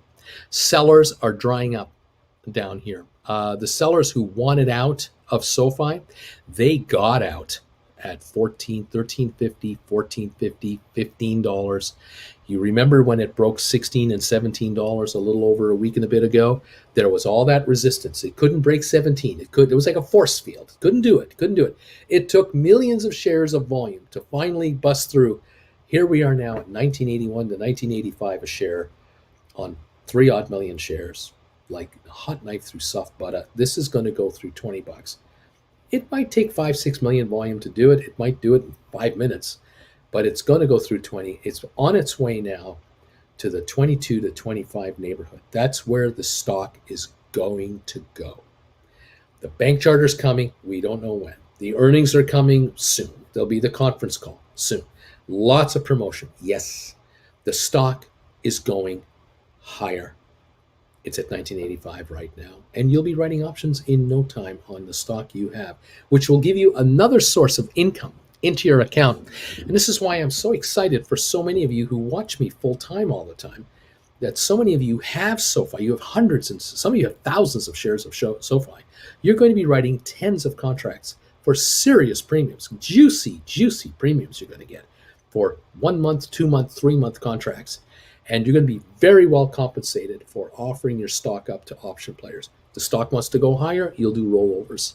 You'll get out of 2250s into 25s, or out of 2250s into 2750s. You'll go from 25s to 30s. Don't worry about it. You'll just go with the market. You'll get richer on your capital gain on the stock, and you'll get richer on your premium income coming in on the other side. Going to be interesting times. A Matterport, I'm just waiting for it to reach the 22-25 neighborhood as well. And you'll start writing calls on that consistently, and you're going to do very nicely on Matterport. That's another stock that will give you income over and above AMC and or GameStop, if you already have that. If Rocket Lab would like to get its act together and reach the 18, 20, 22 level like the rest of these, you'll be writing options on those as well. So just stick around. 1988 now on SoFi. Up 50 cents. Great move, great day. Remember, it was at 1912 this morning. It was down on the day this morning. Someone sold it down there. Don't know why, but someone did. 1987 on the stock right now. We're approaching 1990. Volume now 4,215,000 shares and climbing quickly on SoFi. So nice to have you here. Enjoying the show. Get ready to just get richer. The first order of business, of course, will be those of you who hold call options on your SoFi. A month ago, 2 months ago, you were very worried. You were all very worried about your contracts. The stock's now 1990. You were worried about your $15 contracts, your $20 contracts, your 2250s. Some of you have 25s. The good news is the stock is coming for you. It's coming towards you very quickly.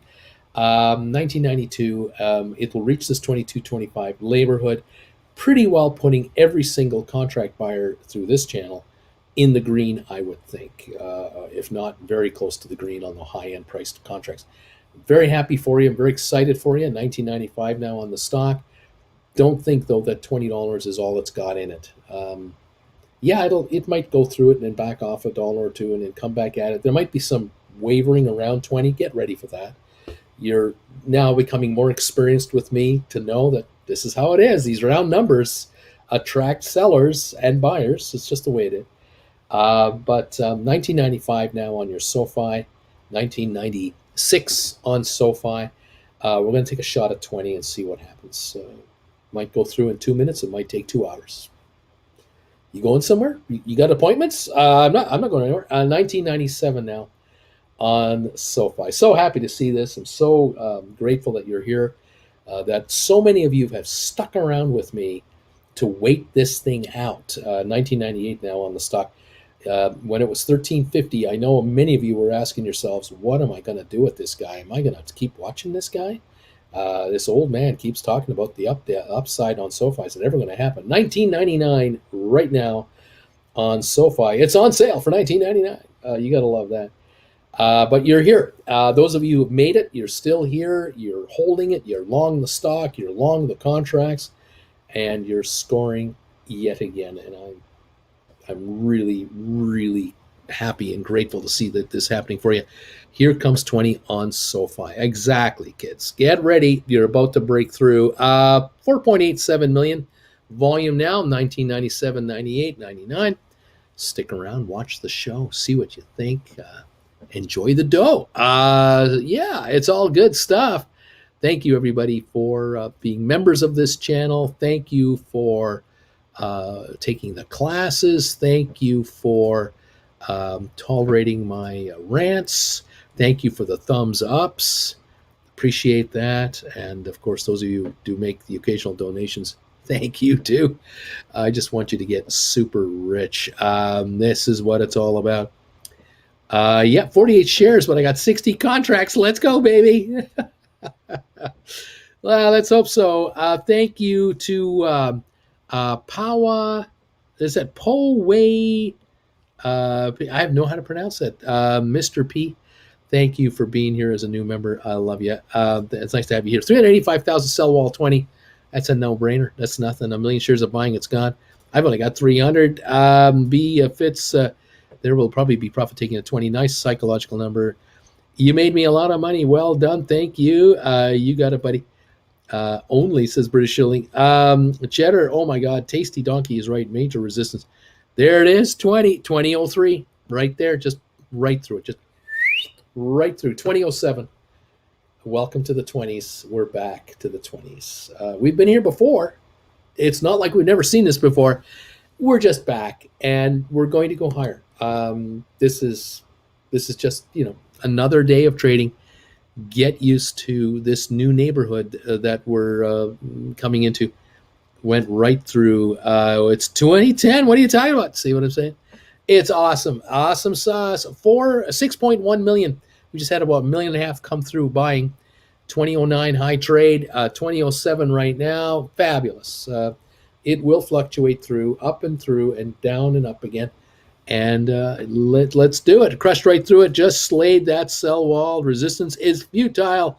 It's been broken. No one fix it. It's good to be back. That whistle just thoroughly freaked my dog out. 2008, 2012 now, new high of the day, as the shares are now up 74 cents, 75 cents on the day.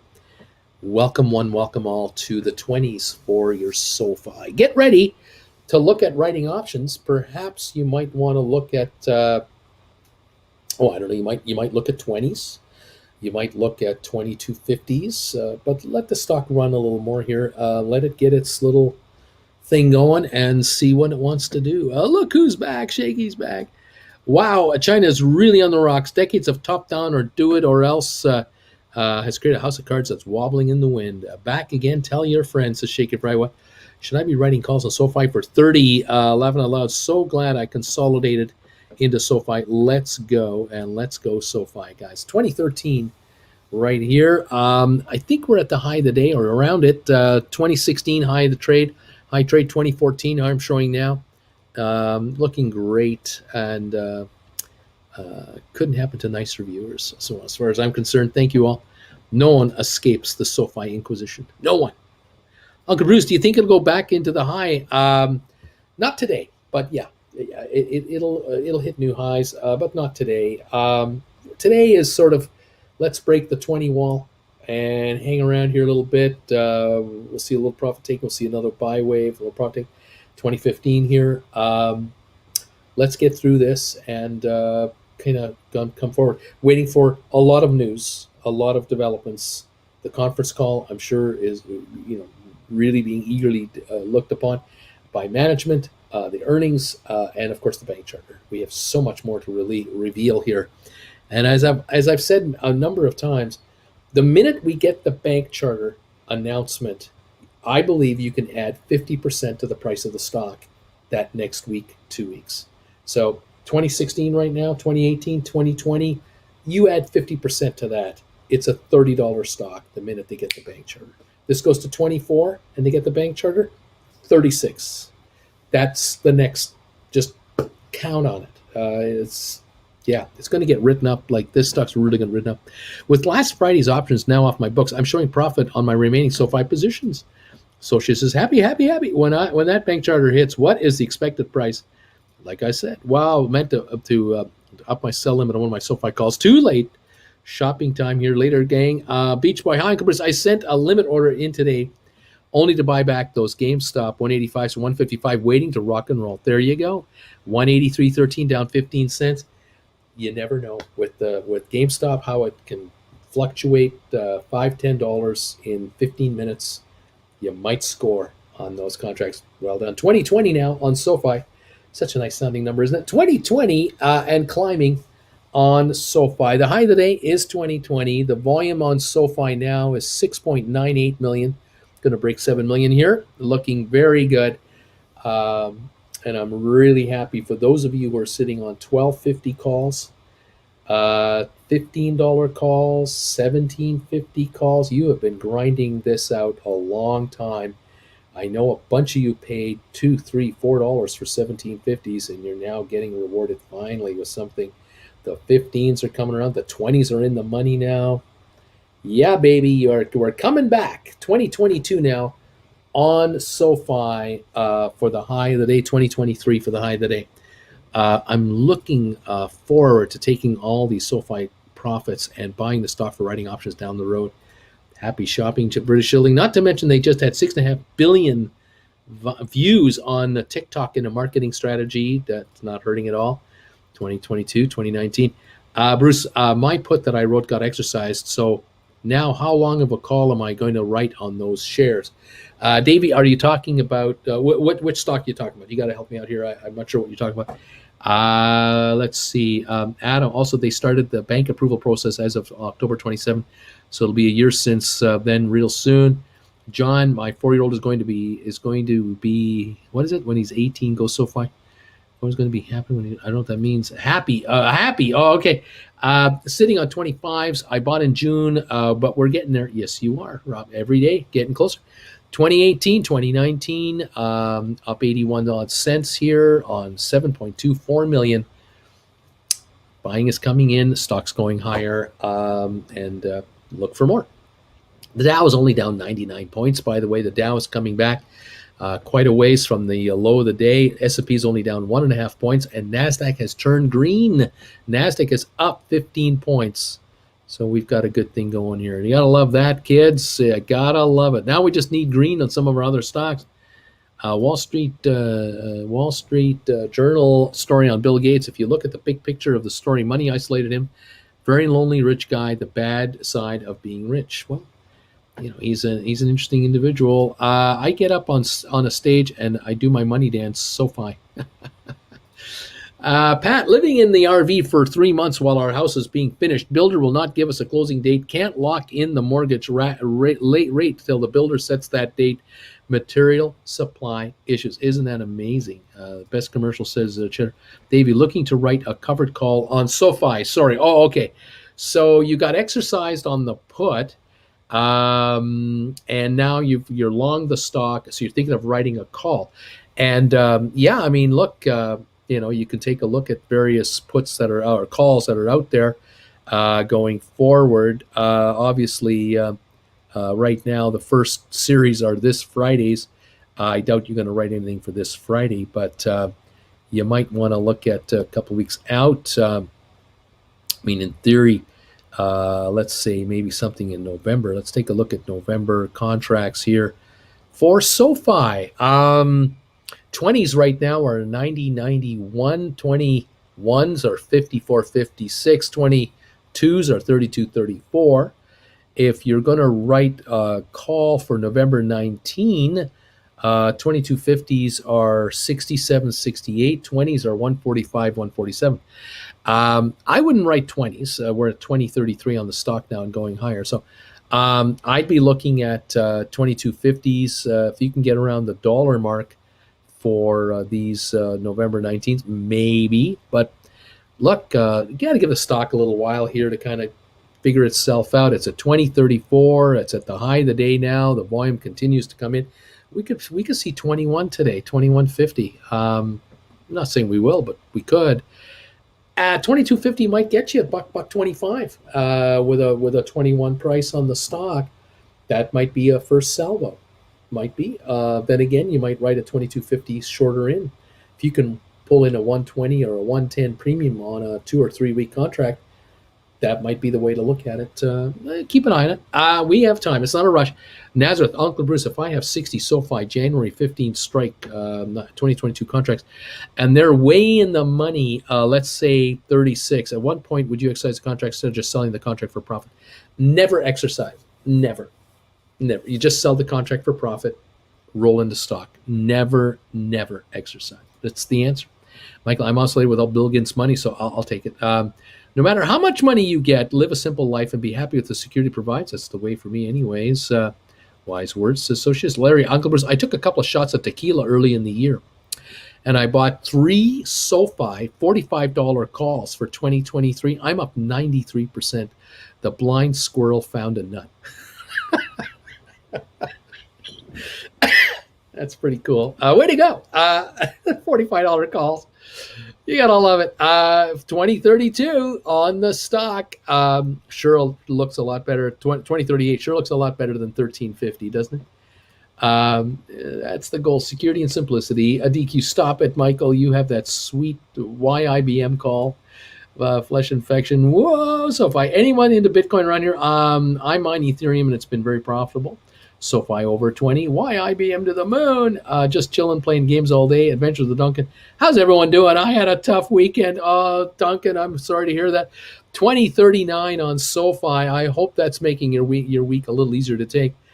2039 now on SoFi. That is the high of the day. Volume 9.14 million. It's coming on, and so is the volume. GameStop up 36 cents. Hi there, Jen. Hi there. SoFi 2048. Just jumping here. Just jumped another dime right now.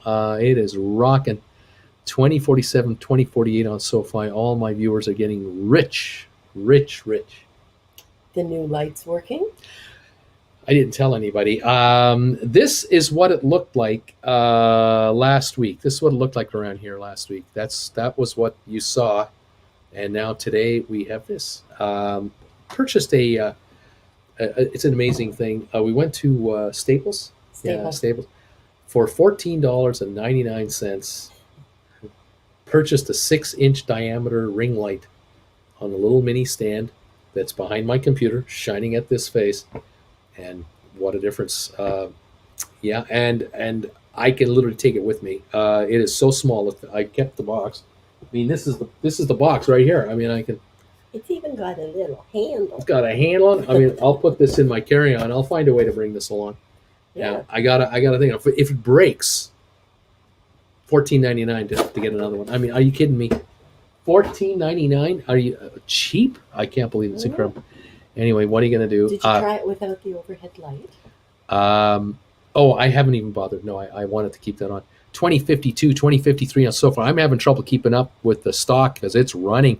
2055 high of the day now on SoFi. 10.3 million traded. We've done all this. We've moved about 70 cents in the last 20 minutes. We were at 1080, and now look at this thing just running. Nice. Yep, everyone doing well on their contracts now. They're much better than they were 2 weeks ago. And at 2054, we're climbing. So we're just talking about ideas about writing options on SoFi because we're now over 20. Right. Love it. Thank you, everybody, for being here and getting richer. 2062, jumping again. It's now jumping in nickels and dimes. I told you last week it was moving in pennies last week, and then it's going to start going in nickels. Welcome to the nickel brigade. We're starting to move in nickels. Every once in a while, it's a penny or two, and then a nickel, and then a penny and another nickel. That's what's happening. It's gapping out. Stock is running out. Anyone who wanted out in the millions, they got out at 13 and 14 and 15 a share. They're gone. They're crying now. Because that was only a month ago, and now it's at 2059, 2060. So there you go. Impatient bidders. They're not going to wait around. They're going to go get it. That's right. That's right. Is it bagel time? Yes, and it's time also for Diet Coke because this is the Ah, last of my coffee. oh, oh. Let me see. I'll show you how this is working. This is how we do it in our family. But so if I can give you that, Sure. you are so kind to me. Thank you. And rinse that out, and ice cube it, Oh, good. you want your cola in here now too? or the other Oh, glass, okay. whichever, Sure. with ice. This does Uh, keep it nice and cold too. It does. It's very good. It's a very quite. good little thermos. This thermos is amazing. It's very happy. And it really isn't a thermos, but it's a something It's that a works very well. sports mug of some kind, and Yeah. it does a great job. Yeah, no problems. And you're doing all right. I am. Fantastic. I am. Fantastic. Yeah, we're all good here. We're just, like I say, we're watching this incredible run on SoFi. I predicted that it could break through 20, but then back off again, profit taking under Right. 20, and then Yeah. come back on again. I mean, it might hover Very around often here. does that. That's typical, but right now it's 2049, just doing great. People set their their set limits and Yeah, that's right. they pick nice round numbers. That's right. That's That's true. what we do. So sometimes stocks don't hover for a while. Sometimes they'll go up $3 in a day and then hang around there for a while and then do some correcting and then go even higher. You just Sometimes never know. they think they're GameStop. Sometimes they think they're GameStop and they just go to the moon. That's true. GameStop right now, 183.97. It's ahead by 69 cents. So that's where we're at. What would you like on that bagel? Oh, we got that Black Forest ham and that cheese. Oh. I thought, why don't we try Black Forest ham and cheese Like today? a mini meat lovers. A mini meat lovers type bagel. Or did you want an egg on there? No, I don't think Just the meat and cheese. but I'm thinking the meat and the cheese Maybe today. throw a tomato and some lettuce on it. No, I don't think so. But mayo. Mayo. Well, Okay. butter. Sure. I'm thinking butter, but A maybe little bit of mayo. mustard, a little bit of mayo, Mustard. because you got the ham. Got the ham. I'll see what the deli counter has. We'll see what the deli count. Can I complain? No, I'm not. How can I complain? I'm driving a Tesla in Southern California with my viewers, watching SoFi go to 2041. What the hell am I complaining about? We're doing great. Hey, gamers, says CJ. Nazareth 2048. Wow, heck, my net. Yeah, no way I'm writing SoFi calls with this movement today. There you go. Good morning, Jen. I will continue to patiently wait. That's right. That's a good strategy too. Let the stock tell you what to do later. Hey, Jen, how about the overtime Steeler win? Even my broken leg can't bring me down today. Go SoFi, Papa Gamer. What did you do? Oh my God. Good morning, Jen. From Nelson, CJ, no balls, Mike, CJ, laughing out loud. Coyote, the good life. Michael, why couldn't the Steelers cover the spread? I would have won my week and made some stock money. Nicholas, Uncle Bruce has a ring light. He's a real streamer. Next level. Stream Adventures with Duncan briefcase at Bruce. It's probably going to cost more than the light. Any thoughts on when we'll hit POS? I don't know what that means. SoFi running. If Arian release, you'll be fine. Walk it off, Papa Gamer. DQ.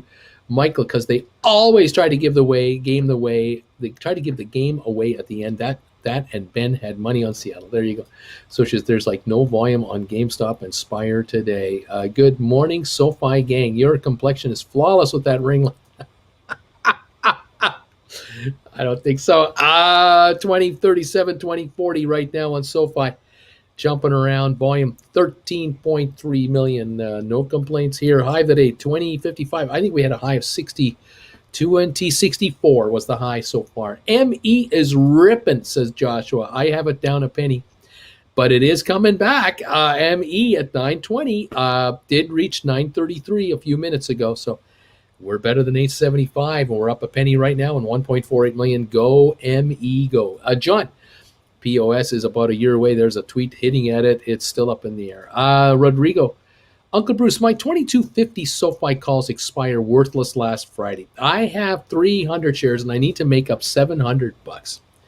Can't get past the idea that I could be exercised and lose out on higher gains. Any advice? Well, you have 300 shares and you're up on the stock today. $1 a share, so you're up $300 today already, and it's climbing. As I was saying to others this morning, you may want to keep an eye on the options market. If the shares want to reach 21 today, 21 and a half, maybe the thought of writing a 2250 call might be in the wheelhouse, and it might be a 2250 a little down the road. Maybe a November contract might be something you'll look at. A November 5 right now is not going to get you a lot. A 22 is trading at 43 to 47 cents. November 19, 2250 is 80 to 82 cents. If you could get 125 to 150 for that contract, that might be something to think about. But let's see what the stock gives us. You got to give it some time to get used to its new surroundings, because they've moved into the penthouse now. We're no longer on the middle floors. 2049 on SoFi right now. Looks like it's coming on again. I bought 29 October 19.5 calls on SoFi this morning. I'm up 93% on it. It's paying for my Spire shares. Pretty cool. Well done, Scott. Nicholas, hey, Uncle Bruce, how do I maximize my profit on SoFi? $17.50 for November that I bought 2 months ago. So you have $17.50 November 19 calls. Where are you at right now? November 19. Those are sitting at 310 to 325. We're up 50. You're up 53 cents last trade at 317. So you're climbing on that one. Look, let the market keep going. It wants to go another dollar here to 21.50. You're going to be sitting on $4 book value contracts plus premium. You're going to be sitting at 450 a contract easily, 450, 460. So let it happen. Just let it do it. Anyway, there you go. Have a great day, everyone, says Nazareth. You do the same, Nazareth. Thanks for being here. I had to take out the trash. See you guys in a bit.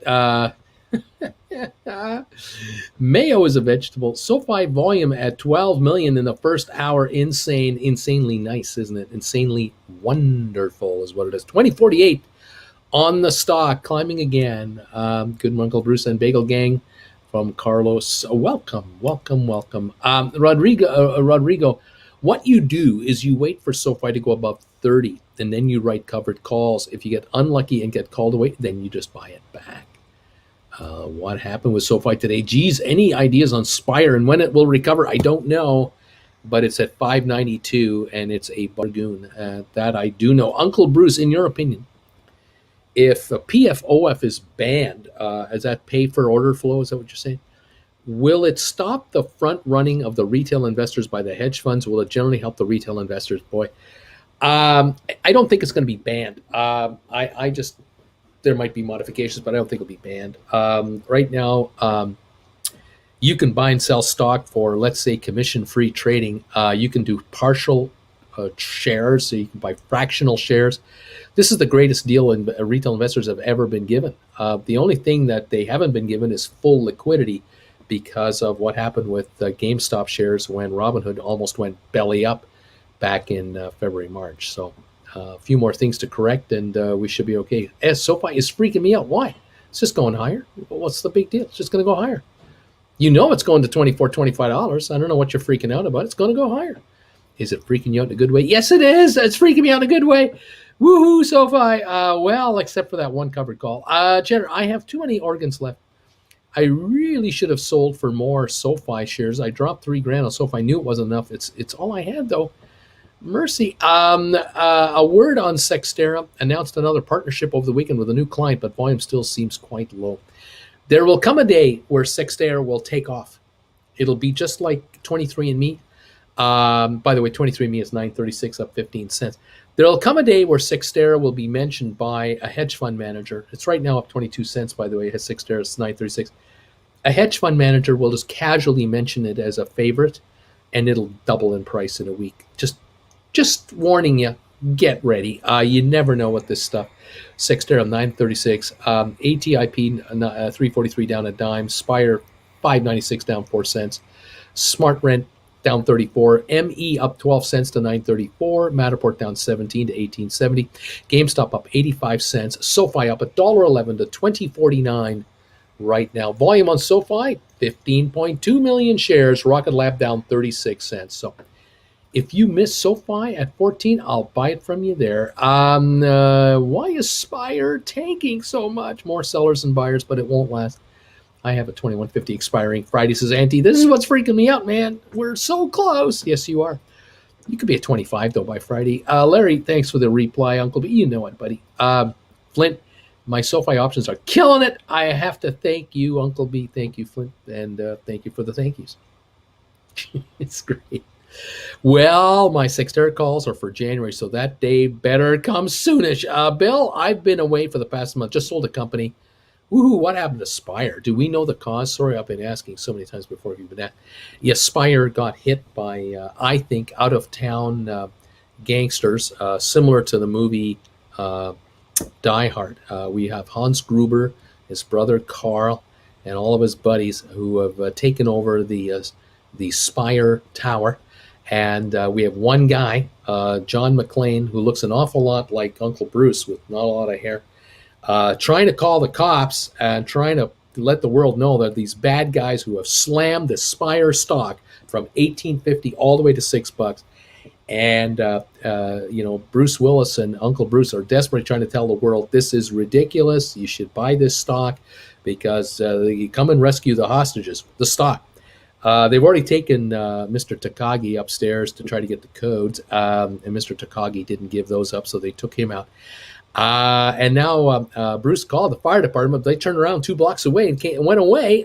So now Bruce called the cops, and there's a guy having a Twinkie at a 7-Eleven. He bought a bunch of Twinkies for his wife, apparently. The store owner went, yeah, right. He said, bag it, and the store owner went, big time. Anyway, there's a good guy, Al Powell, coming to the building, and Bruce Willis is saying, hey, SoFi stock, $5.95. Hey, man, welcome to the party, pal. Pick this stuff up. And now we're waiting for Johnson & Johnson to show up from the FBI to see if anything's going to happen. We have no idea whether Dwayne, what's his name, is going to do anything over at the LA Police Department. He's apparently Gensler with the SEC, and we have had no activity yet. But maybe they should send in the car. We'll see what's going on. Pat, I'm sitting on 1,500 SoFi shares at $14.39. What calls would you recommend, or do I just watch and wait? There you go. Well, today is kind of watch day. We kind of want to see how the shares react here through the 20. We want to see what other recommendations are going to come out on the stock. The shares could be at 21.22 today or tomorrow. And that's, as such, you could be looking at 22.50s or $25 call options. And you might be writing 2 or 3 month out 25s.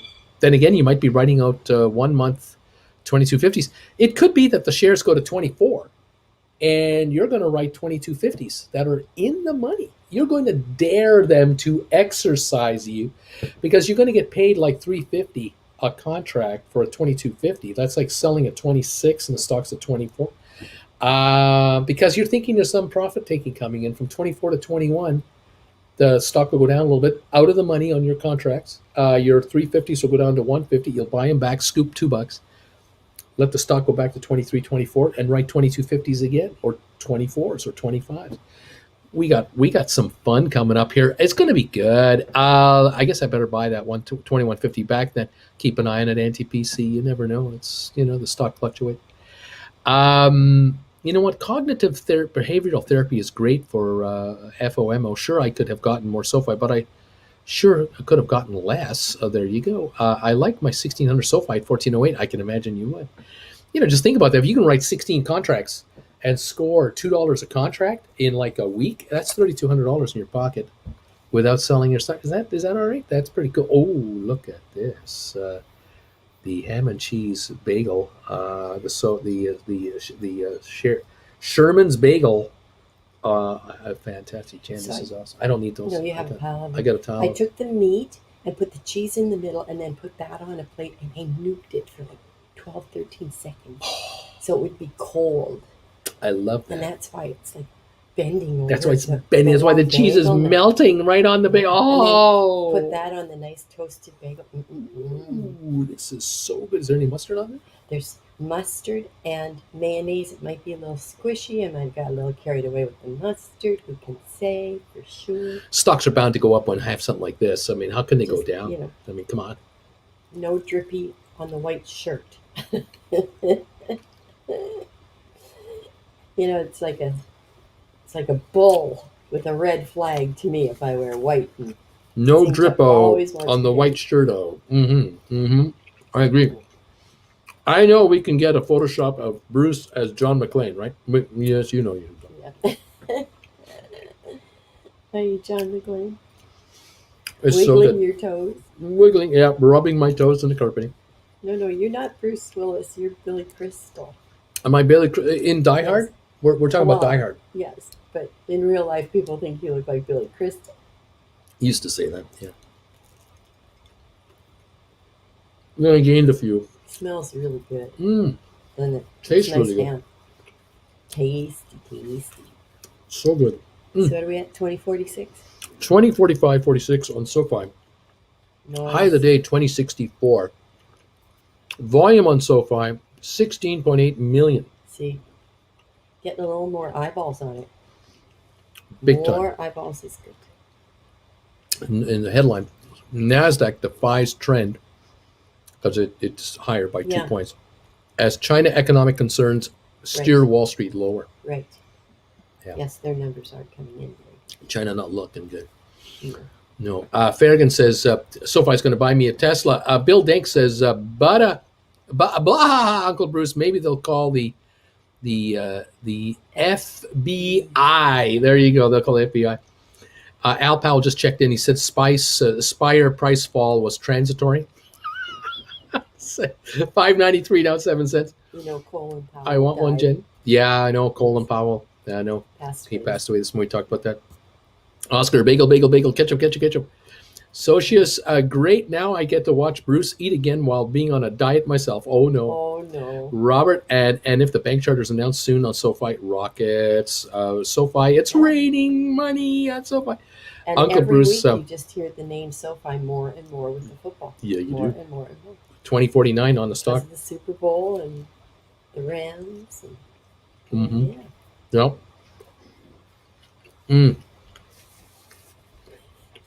Oh, boy. Gets dropped like a burnt bagel. Okay, I'm out of here. Uncle Bruce has no brand loyalty. Costco was a tried and true bagel companion. As soon as that sexy deli bagel comes along, Costco gets dropped like a burnt bagel. Well, let me tell you a story. Yeah, Jen's going, what does that mean for me? I would buy these at Costco if they sold them, but here in California, they don't have sesame seed bagels. Can't buy sesame seed bagels at the Costco in Rancho Mirage. I'm forced to go to Sherman's Deli. I'm paying a lot more money for these bagels than I would at Costco, I'll tell you that, but these are good, I gotta say. Wonderful. So good. David, it's just business. It's nothing personal. It's just business. Let me tell you a story about a man named Jen.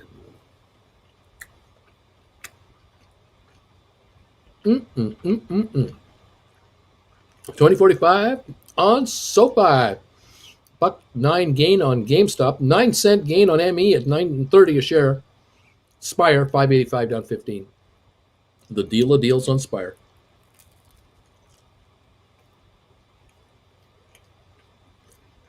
SoFi, 2052. Popping in nickels.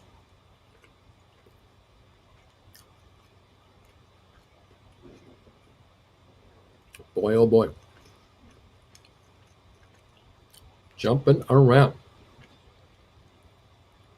Isn't a sesame seed bagel the same as an everything bagel? Not even close. Not even close.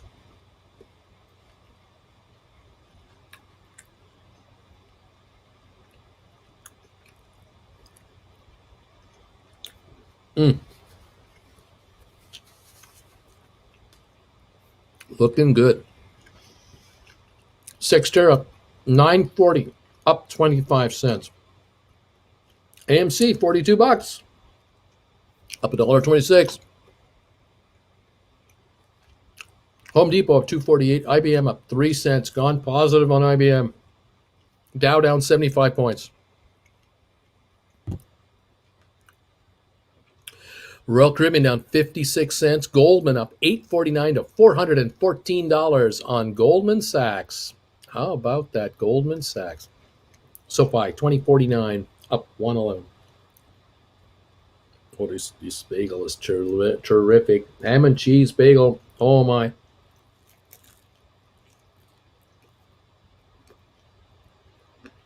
Mm. Yeah.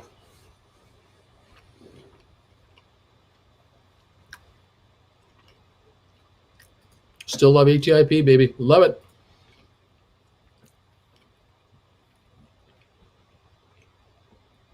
Is this the SoFi jump from news last week, or what happened? There's just so much good stuff happening at SoFi. People are figuring it out. Hello, AMC. Let's go, baby. Every dollar gain gets me $7,400 on SoFi. This is awesome.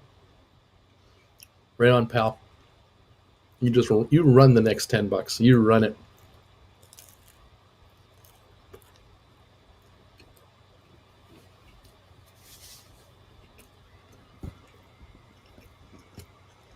Lovely.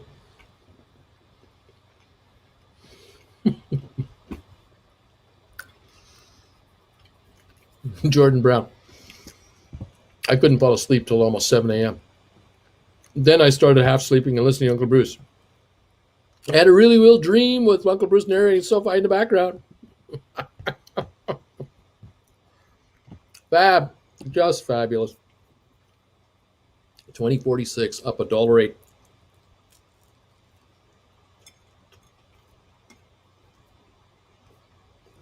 Mm. Mm. And I'm spitting up my coffee laughing. Jordan Brown, wow.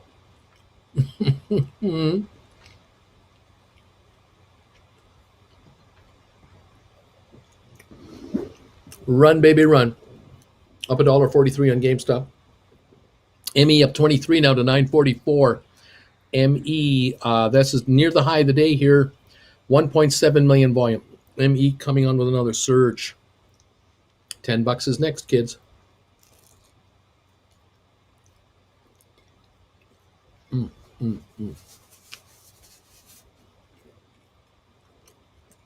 The Dow down 52.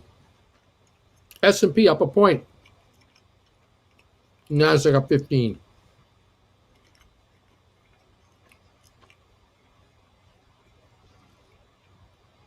According to Barron's, Amazon plans to hire 150,000 seasonal workers for holiday shopping season. I'm hearing radio ads locally here, $20 an hour plus signing bonuses.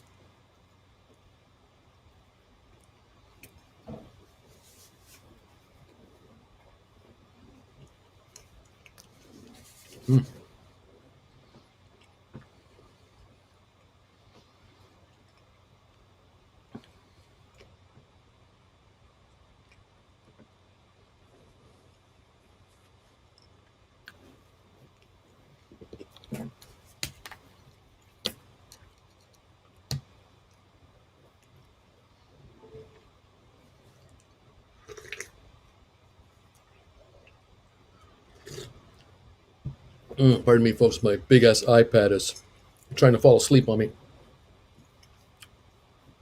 There we go. SoFi 2040, GameStop up $1.84 to 185.12. Matterport still down 22. ME up 29 to 950. Coming on. Smart Rent down 43 cents. Spire down a nickel now at $5.95. Then it was as low as $5.85. It's now $5.96. 11-cent gain. Last 5 minutes on your Spire. Little recovery. $5.96 down 4. ATIP down 9 cents. Cyxtera at $9.40 up a quarter. IBM up 6 cents. Goldman almost up $9 a share. Up $12.39 on Rocket Lab. Down 41 cents. SoFi 2043 up $1.04 right here, right now. So some are going up, some are down, some are unchanged. We're shifting around all over the place. Other than online banking, what other big things is SoFi bringing to its customers? KB, do you not watch this show? Are you like not paying attention to what I'm saying? You got to watch the reruns, maybe. Uncle Bruce, what's a good price for Matterport? It's going down every day. Well, you know, it'll figure it out. How come Spire puts out more good news with other new customers? The price still goes down. I don't know. 5.94 down 6 cents. Karim, Uncle Bruce, when is it? When is it, or what changes the minds of shorted? What shorters? Okay, what causes shorts to change their minds and go long on a manipulated stock position like Spire? Greed. Greed will change their mind if they feel that they can make more money on the upside, buying calls, going long on calls, and writing puts. They'll run the market. Greed. That's all it is. It's nothing. It's just business. It's nothing personal. Bruce, when is it? Never mind. Zach. It's being heavily manipulated. Emmy hit the high at the end of the day. Hey, Bruce, I bought SoFi. I would like to take this moment to thank myself for buying those extra SoFi calls this past month. Congratulations yourself. Well done for you. JG, hey, Uncle Bruce, should I grab 27 shares of GameStop to something? Are you trying to get to like 100 shares? Is that what you're trying to do? I'm wondering. What's a rerun? What's a rerun?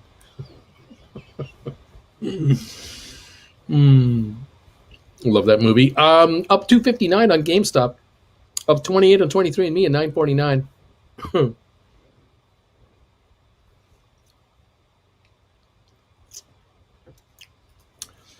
JG, hey Bruce, should I buy 7 shares more of GameStop to make 100?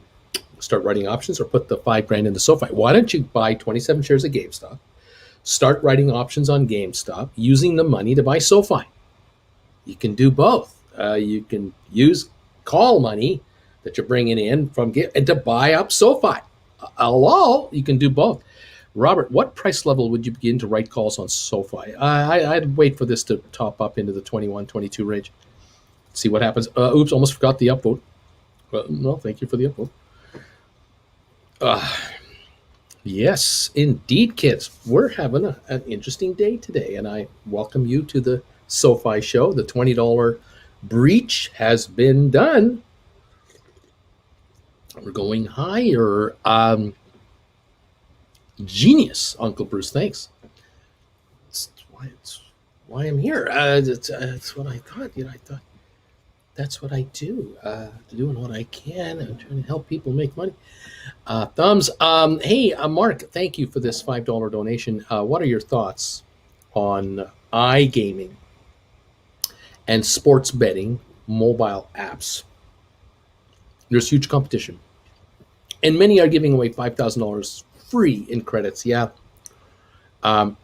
It's kind of like in those early days when you had all those mom and pop computer stores in every city and town in America and Canada, and you go into these mom and pop shops, and some would carry certain brands and some would carry other brands of VCRs and computers, that kind of thing. And some of them offered sales and service as a really big deal. Others didn't really.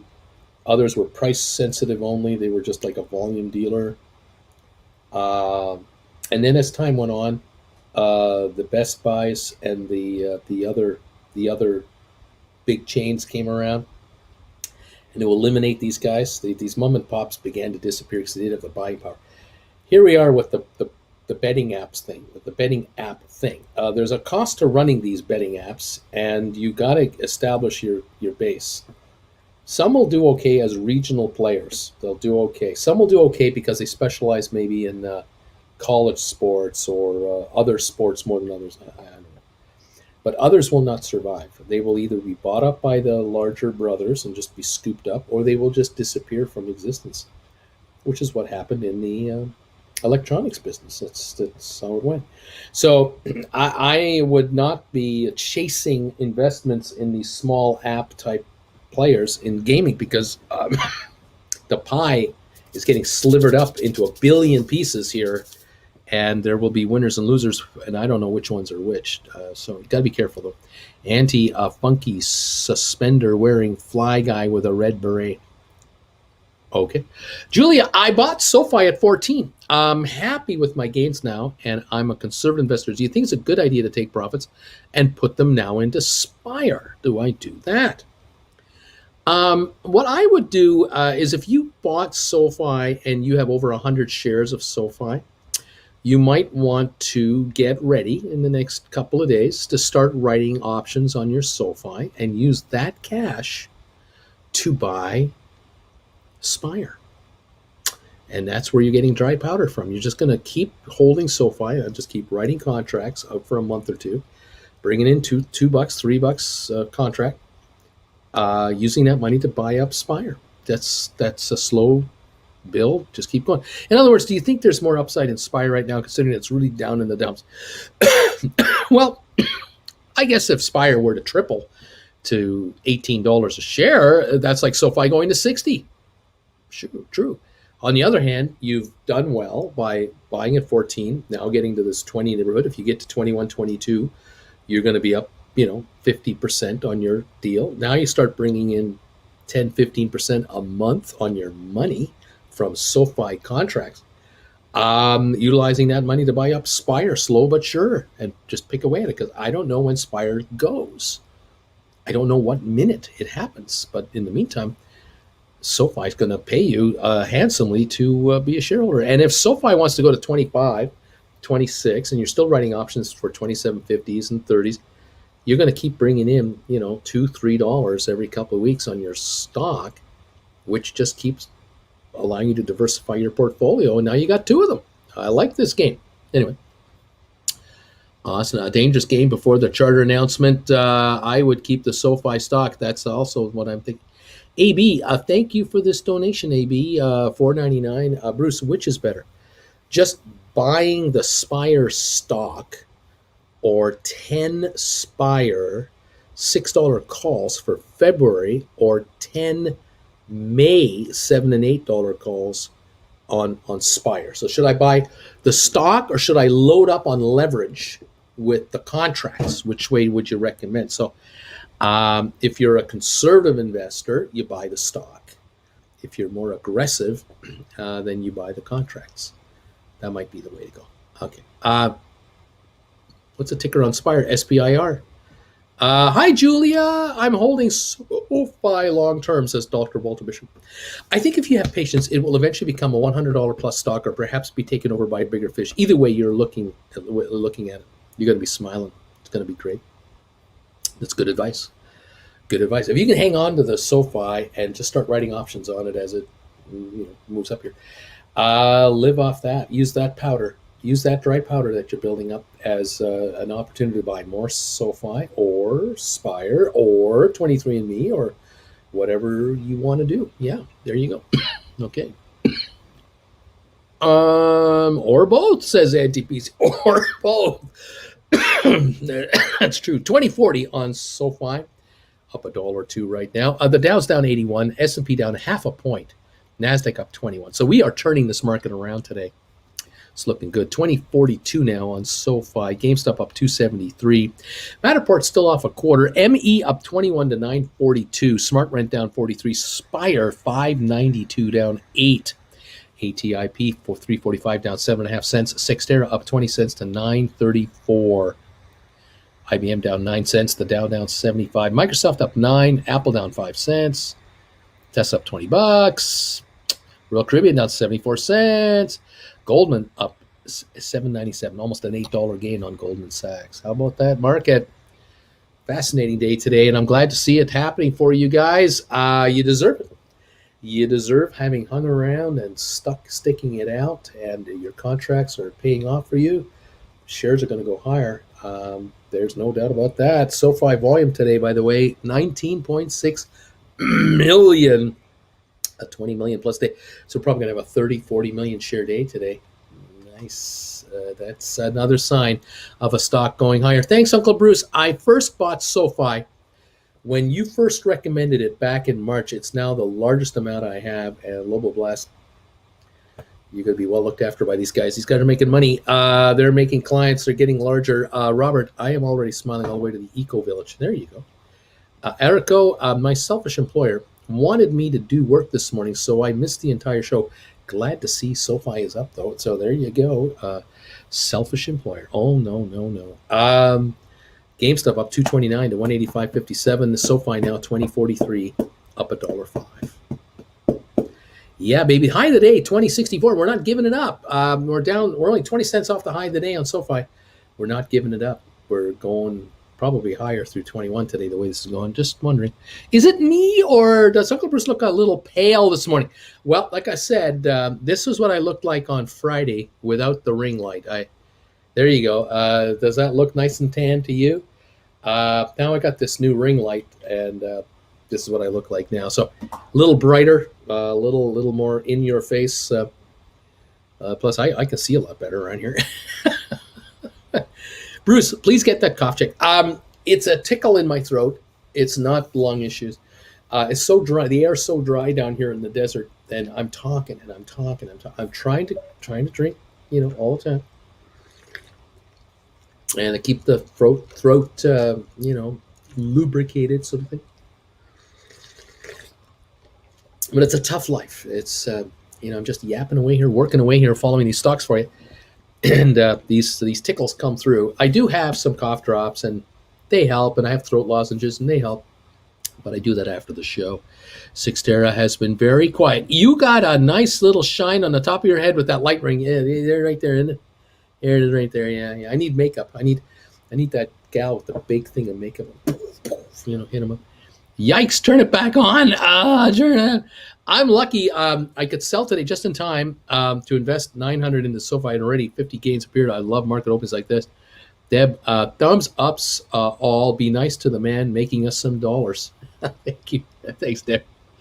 Very kind of you to say that. 2040 on your SoFi, up $1.02. GameStop up 195 to 185.23.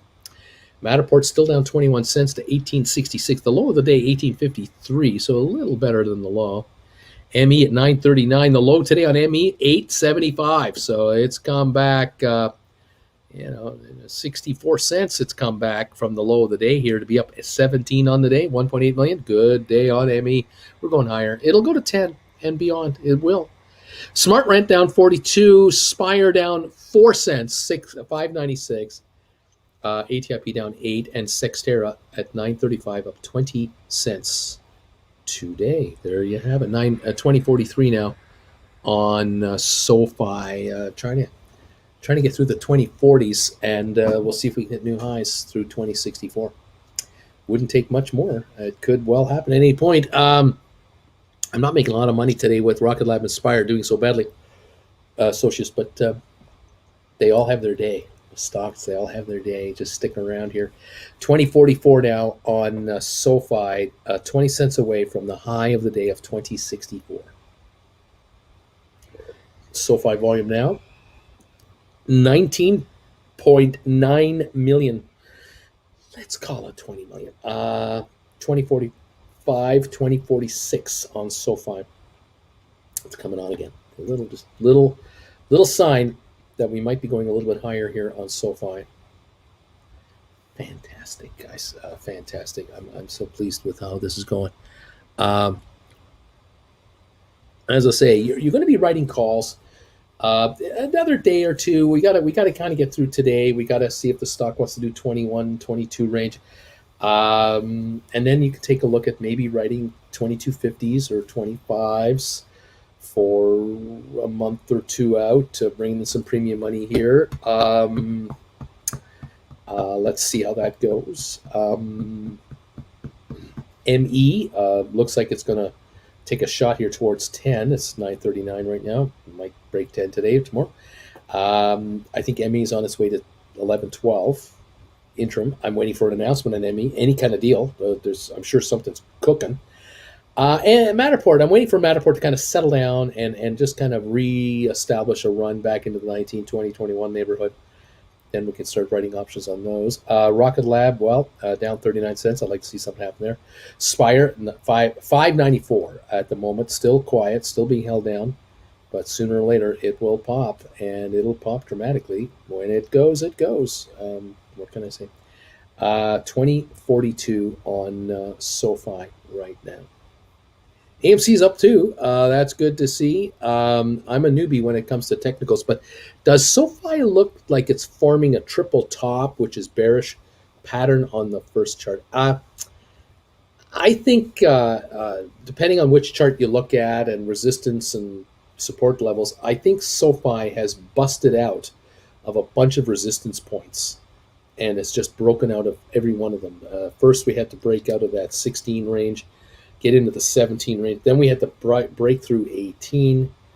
Then it had to break through 19, and then of course 20. And it's done it all in like 4 days, 3, 4, 5 trading days, with very heavy volume. The volume counts are really impressive on SoFi. That's telling me that resistance, whatever resistance was there, is gone. It's been bought up. SoFi has taken all resistance out with the volumes, and it now is gapping out. It's there's a gap of stock. There's nothing available. There aren't 50 million available in the next 20 cents. The stock could be 21, 22 with 50 more million shares. Another $1.50, $2. So lots of upside here. So I'm not so sure about the charts holding this down. Did we have any more news on SoFi, or is it finally doing what it's supposed to be doing? It's doing what it's supposed to be doing. Bama, GameStop, and ME are the first single stocks I've ever bought. What a dichotomy the two have been. Lessons learned, been averaging down on ME since February. Spire, yeah, I think too that Spire is a time bomb. Would like to buy it on Degrio. Bama Babe, those were my first two. Let's go again. Let's go ME. Yeah, baby. 943 on ME. Let's go ME. And SoFi 2044. Let's go. Let's go to new all-time highs on all of these guys. New highs and higher volumes and everything like that there. That would be just fine for all of us. We're watching. That's the deal. Let's see. I think it's consolidating for a shot. Not sure if you're seeing the anniversary messages. What's your definition of an aggressive investor? Someone watching their options every day. Aggressive investor doesn't mean smart or correct. It just means aggressive. That's all it means. Sometimes the word aggressive can be substituted for impatient. Sometimes it can be substituted as someone who just looks for action, just is addicted to the action. They're not investors. They're gamblers.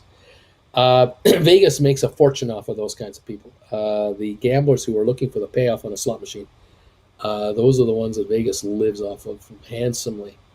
And they look after those slot players. Free drinks and free accommodations from time to time. Free meals. Yeah, it's all good. But slot players are what makes the world go around for the casinos. So sometimes aggressive players is what make the option market go around for option writers. Very aggressive investors, impatient investors are the wonderful thing for option writers. Just wonderful. I'm a babe. Same for GameStop for me. Just been buying more and more since early Feb. Austin, can we get some dude on CNBC to mention Spire? That seems to be a magic sauce. SoFi looks like it topped out around 626. It hit resistance into 40s and has been a wall to 50. Or Dudette, or just someone, probably someone that likes fast trades, is aggressive. That too. 2047 on your SoFi. You're going to get these waves. You're going to get resistance levels. You're going to get support levels. You're going to have upswing and backswing, up and down, all around. The new normal. Get ready to the new normal. But get ready for SoFi to move in nickels and dimes, not pennies. It's drying out. And it'll do that. See you all real soon, says Evangelist Duncan. Hey, thanks, but oof, and big blocks of shares for sale, 2055, 2060 for SoFi, at least 15,000 for sale those places. That's nothing. That's just nothing. Since February, I've learned how to average down, buy options, sell and write covered calls, cash secured covers, puts. What an education. You get smarter every day. AB, you mean to tell me that Vegas waitress who called me cute and charged me for the beer was dismayed? I wasn't playing the slots tables at all? That's right. Trying to liquor me up to gamble. The Noive. This is a casino, and I'm a gambler, says Cheddar Stacks. Yeah, welcome. Welcome to the party, pal. 940 on ME, up 19. We're up 287 on GameStop, and SoFi is at 2044, 2043 right now. Holding the gain here right there. Welcome one, welcome all to the casino. It's nice to have you all here. Yeah, so, sir, this is a Wendy's. Excuse me. You're at a Wendy's. You're not at a casino. Excuse me. Happens to be a Wendy's in Las Vegas. That's what it happens to be that, but still.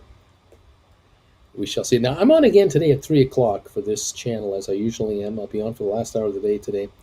Then I'm going to be on tonight on TWB, Traveling with Bruce. I'll be on at 7 o'clock for members only. And at 8 o'clock, I'm on for the big show. Anybody can join in tonight at 8 o'clock Eastern. I welcome all of you to come on by, say hi. Say hi to the gang at TWB, good people over there. We're going to talk traveling and cruise ships and stuff like that. Tomorrow's Tuesday. I'll be on the regular times, 8:30 in the morning and 3 in the afternoon. And on Wednesday, I'll be on, as usual. But Thursday and Friday of this week, I will not be here. And next week, Monday, I am not here as well. So there'll be 3 days in a row I won't be on the air to cover the markets live with you in plain English. So get ready for that. Get your rum and your beer ready and start drinking. And then when you wake up, it'll all be over. I wouldn't change horses on SoFi because of the bank charter, and who knows how long Spire we suppress. There you go, fair. Erica Bruce, did you cover the Spire customer Souther launch to provide hyper local weather? I mentioned in passing there was an announcement made today regarding a company out of Australia for Spire, but I mentioned also in that announcement there was no dollar amounts mentioned. There was no timing mentioned. There was no detail mentioned about what this means to the company. And so I could only mention just, this contract. But I had no idea. I still have no idea. What does this mean for Spire? Is this going to make the Spire company a lot more valuable? I don't know. I think the company in Australia that they're dealing with is partnering with is a private company. It's not a publicly traded. So there's no benefit of 5,000 shareholders of that company finding all up about this company. That didn't happen today. That's kind of disappointing, but that's the way it is. Mark, I bought IPOE at 21. SoFi hasn't done anything yet. The technical analysis of SoFi is that it's been heavily shorted. Well, that means there could be a squeeze, and that's a good thing. 2047, it's looking good here. AB, you talk about buying calls and then selling to get the stock. But what about buying shares if you're unsure how long a stock is held down, selling on the run, waiting then to do some calls and puts? Well, you can use every angle there is to buy and sell in this market, whatever you feel is the way to go. I just love the idea of writing call options that are out of the money for a premium, because even if the shares go up, the contracts can still go to zero if they're out of the money. Even if the shares go up, the call options can drop value because of the time shrinkage, the time premium shrinkage. They'll eventually only trade at book value and lose all that time value. And if you write the right contract, like on a SoFi, you write, say, a 3-week contract bringing $15 and it's all premium, even if the shares go up $5 in 3 weeks, the contracts will go from 15 to 10 to 5. You'll make $10 profit on a $15 option right in 3 weeks. 66% on your original money. It's a good deal. So that's why I like options.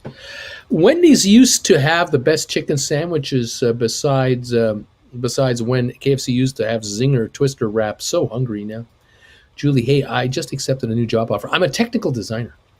I'm at the Gap Inc. headquarters, GPS. Now I need you to do a stock analysis so I can see if I should buy their employee discount stock options. See, there you go. Probably would be a good idea to do that because you're going to get them at a discount anyway. And the employer is going to help match. So you're getting them at a real discount. It's probably not a bad idea. Gap Inc. GPS is the simple way to go, Julia. If SoFi is heavily shorted, I think it is as well. It's going to be a fun January. I'm not selling my January contract till the last minute. Julia, I've worked with companies that have stock option plans. I ended up getting out of them and using the money for my own investments, but that's just me. Yeah, understand that. 2055 on SoFi. We're only 9 cents away from a new high of the day. We're climbing here on SoFi right now. Again, GameStop up 249, ME up 19. SoFi volume now with 2053 last trade, 20.9 million traded. That's another million in the last, 5-8 minutes going through yet again. 2055. We were at 2064 for the high of the day. We're coming on again on some good volume there. That's pretty cool bean stuff, man. You gotta like that. We'll watch that very closely. GameStop 185.71. Rocket Lab down 35 cents now to 12.45. Rocket Lab was as low as 12.35, so it's a dime better than the low. Matterport 1860. Not much going on there. 23andMe 944. Up 23, the high of 951, 1.9 million on the ME, coming on again. Smart Rent down 34, Spire 597 down 3 cents, ATIP down 8 cents, Cyxtera up 31 to 946, looking good on Cyxtera. AMC up 232, up to $43 a share. Having a good day today. That means those of you who are thinking of writing call options on your AMC, you might want to look at writing 48s, 50s, 2 weeks out, 4 weeks out. There might be some real opportunities there. Could bring in some nice cash. Cheddar Stacks, kind of same. I'm not selling my calls till after the BC, the bank charter. Same. I get 10% discount per quarter on company stock. The max I can buy is 15% of my salary every quarter. I buy the max, then I turn around and sell them for a quick profit. There's that. I'm going to aggressively take a nap now. Fargan, probably a good idea. I'll be taking a nap in about 20 minutes from now to catch up on my batteries too. IBM down 23 cents. The Dow is down only 47 points. S&P is now positive 4.6 points. NASDAQ up 43. I didn't think the Dow would turn around today and go positive, but it may just do that. Earnings coming up, and it looks really positive. AB, hey, Bruce, when we hear about employees working for FANG companies and they get hundreds of thousands or a million even of stock options after a few years of vesting, what is that? Can we do that ourselves? How? So if you're an employee of these companies and you're in a senior enough position, they'll offer you, of course, your salary or benefits. And one of the benefits they might offer you is an opportunity to buy stock in the company at perhaps a discount to the average trading price of the stock in the prior year, and they may even match your contribution. So you might put up a maximum of 15%. They might match dollar for dollar up to 15%, and that's 30% of your salary going into stock at a 15% discount from the market average price of the year. Think about that. If the stock's trading at $100 and you can buy it for $85, and you've socked away 15% of your salary. Let's say you've socked away $15,000, $100,000 salary, $15,000, and the employer matches it. You're going to get $30,000 of stock at $85 a share when they're trading at $100. It's a good deal. You do that for 10 years in a row with decent pay raises every year. Eventually, you're going to earn $150,000 a year, putting $22,500 in, plus the employer's putting $22,500 in. That's $45,000 worth of stock this year at a 15% discount to market. On top of the 9 years prior, I mean, hey, you're building up a nice little nest egg here to perhaps retire on. And theoretically, once the shares are vested, which means they are now free trading, you can do whatever you want with them. Because after a year or two, they are released to you. You have freedom to do whatever you want with them. You could theoretically put them into an account and start writing options on those shares if you have 100 or more. Now, think about that. After 10 years, you've got 2,000 or 3,000 shares. You're writing 20 to 30 contracts maybe every 3 weeks, every 2 weeks, 4 weeks, and you're bringing in maybe $1.50 a share times 20 contracts. You're bringing in $3,000 every 2 weeks. $6,000 a month coming in on your stock holdings. That's $72,000 a year. It won't take much more than another year or two after that. You're going to be bringing in over $100,000 a year, $125,000 a year, which is capital gains, lower tax rate. You might make more money net after tax doing that than working. Interesting. Just saying. Well, There it is. Patience grasshopper. January is consistently crazy each year. It's like people wait until the last minute to unwind their shorts, and some other longs know it, and you have a ton of mini squeezes. There's that. Go look at a bunch of random individual stock charts the past 5 years and look at January. Uncle Bruce, I have a January 21st $30 strike written put on AMC last week. I received $5.50 for it, and I can close it by giving back $3.35. Shall I do that and write another put? What do you think? So there you go. So AMC now is up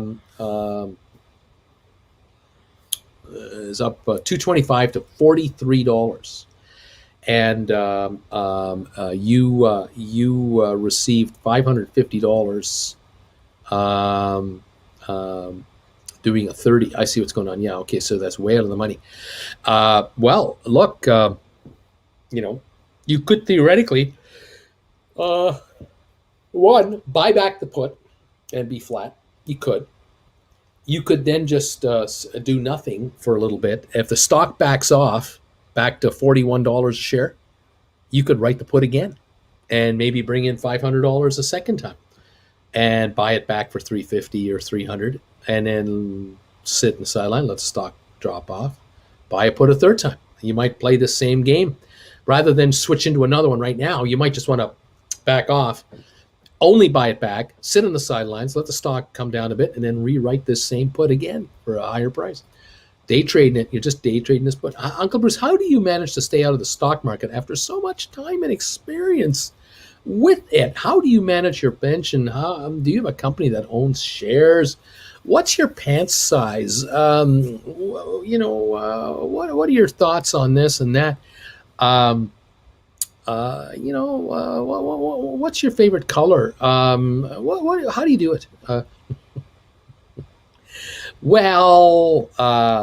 I tell you, I don't buy or sell stock for obviously conflict of interest reasons, which I've mentioned a million times before. I am so well rewarded by you people. You people are so kind to Jennifer and I with donations. You watch my classes. You engage my services for an hour at a time for $400 an hour. I have the YouTube channel here. I have memberships here. I get donations. I get PayPal donations. I'm well rewarded for what I do because you seem to enjoy the information I can provide you, which thrills me to no end. So I actually don't need to buy and sell stock to make up the difference to make a living.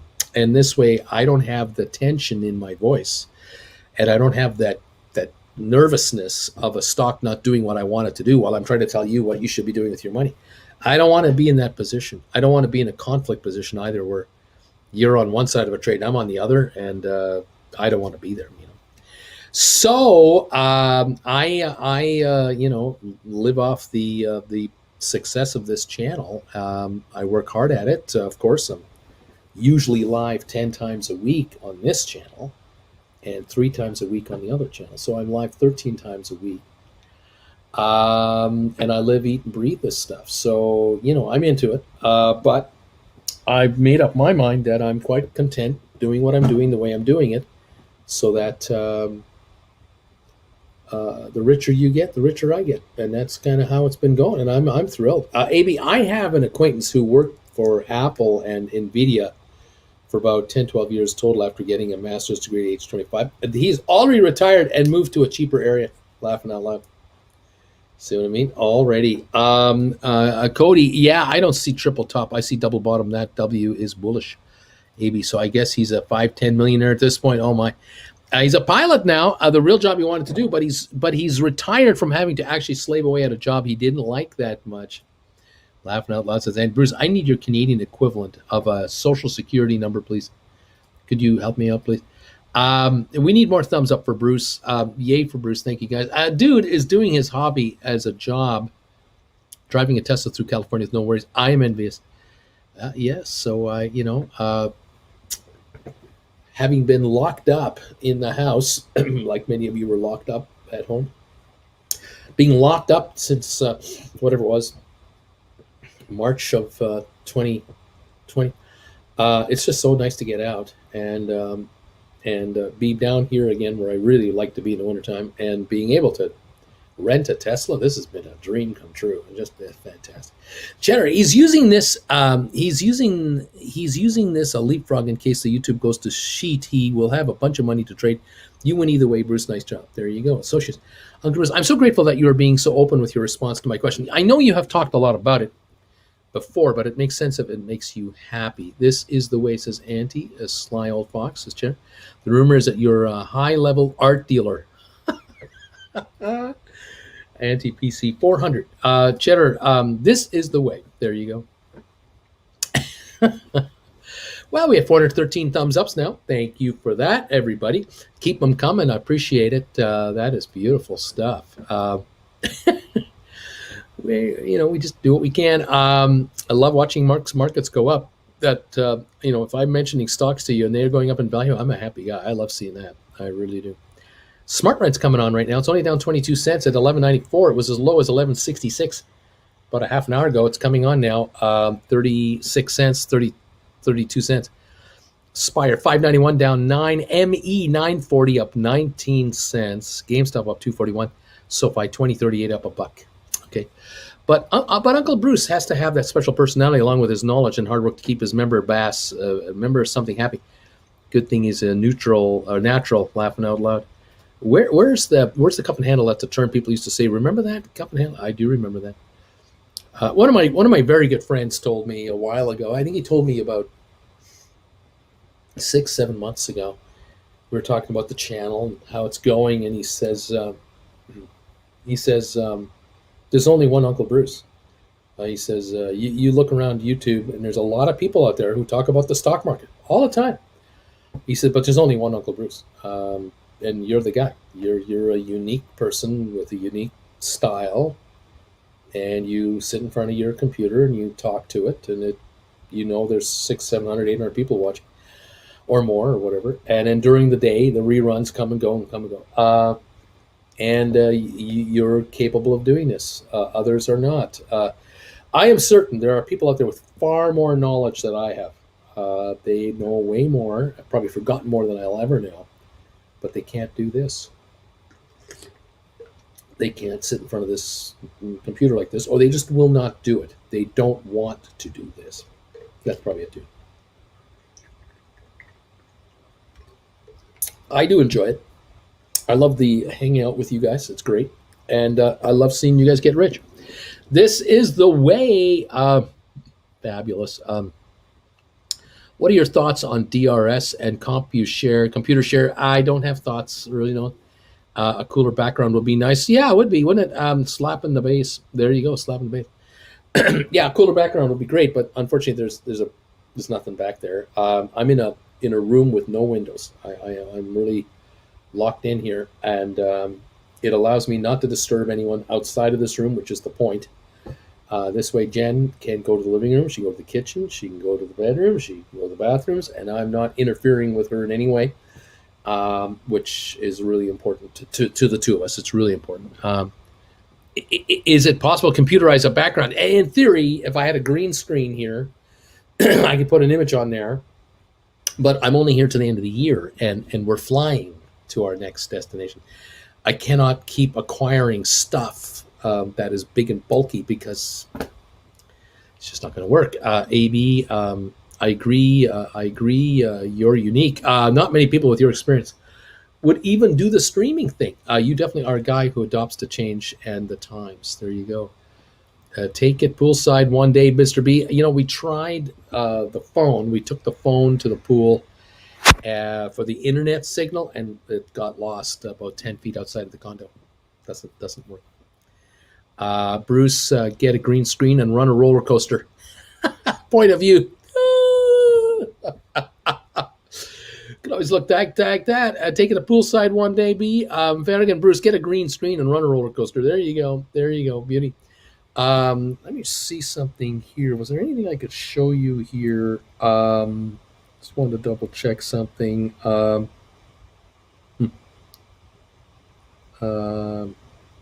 Yeah.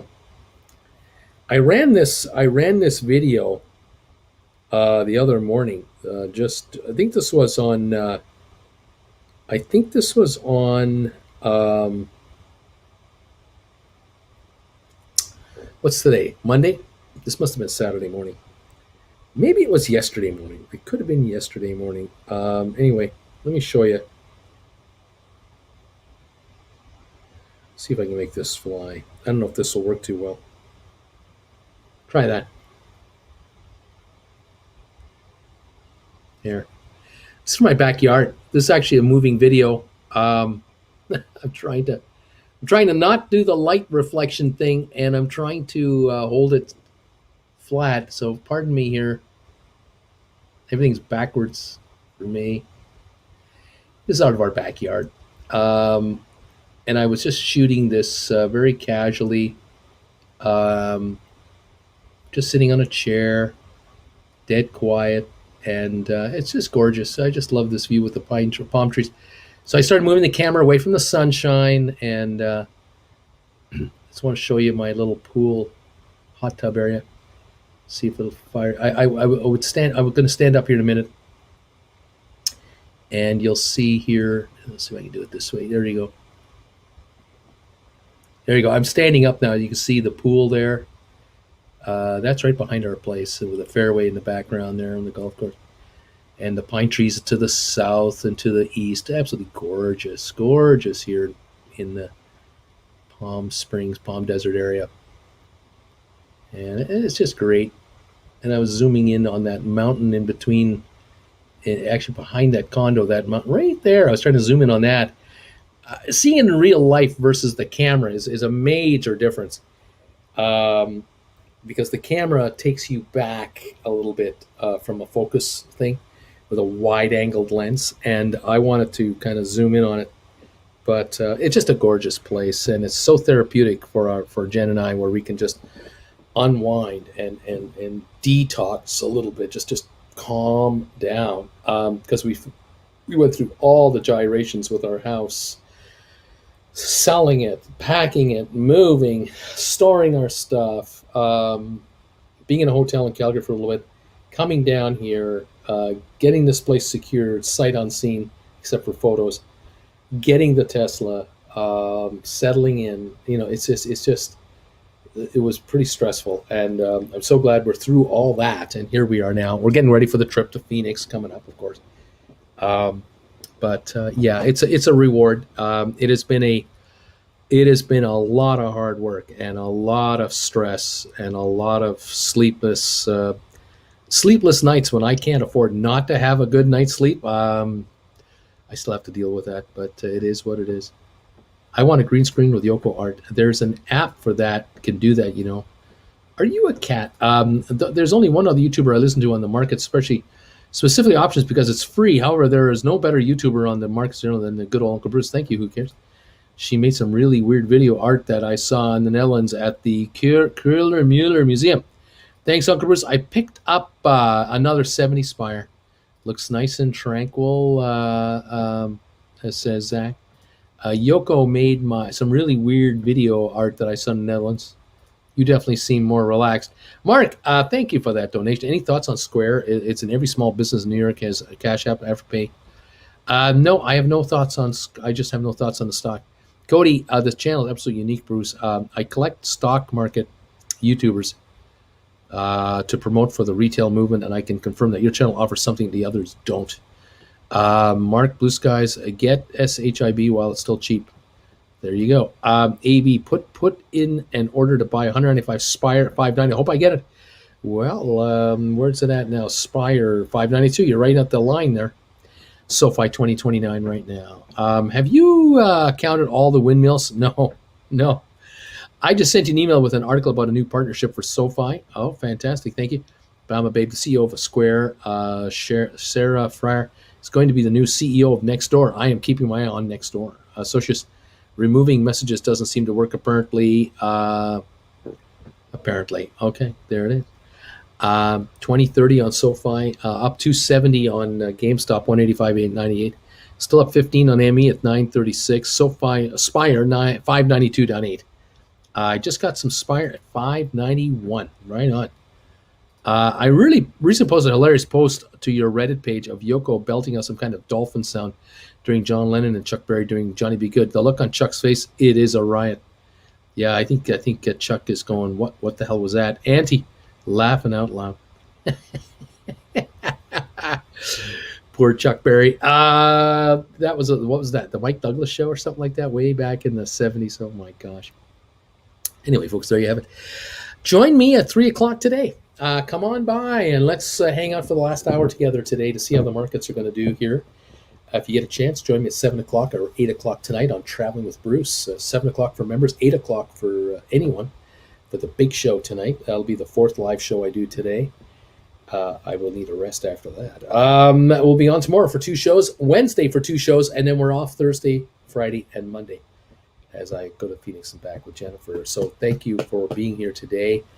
I hope you're getting richer out there, especially on that sofa. I'm very happy to see this.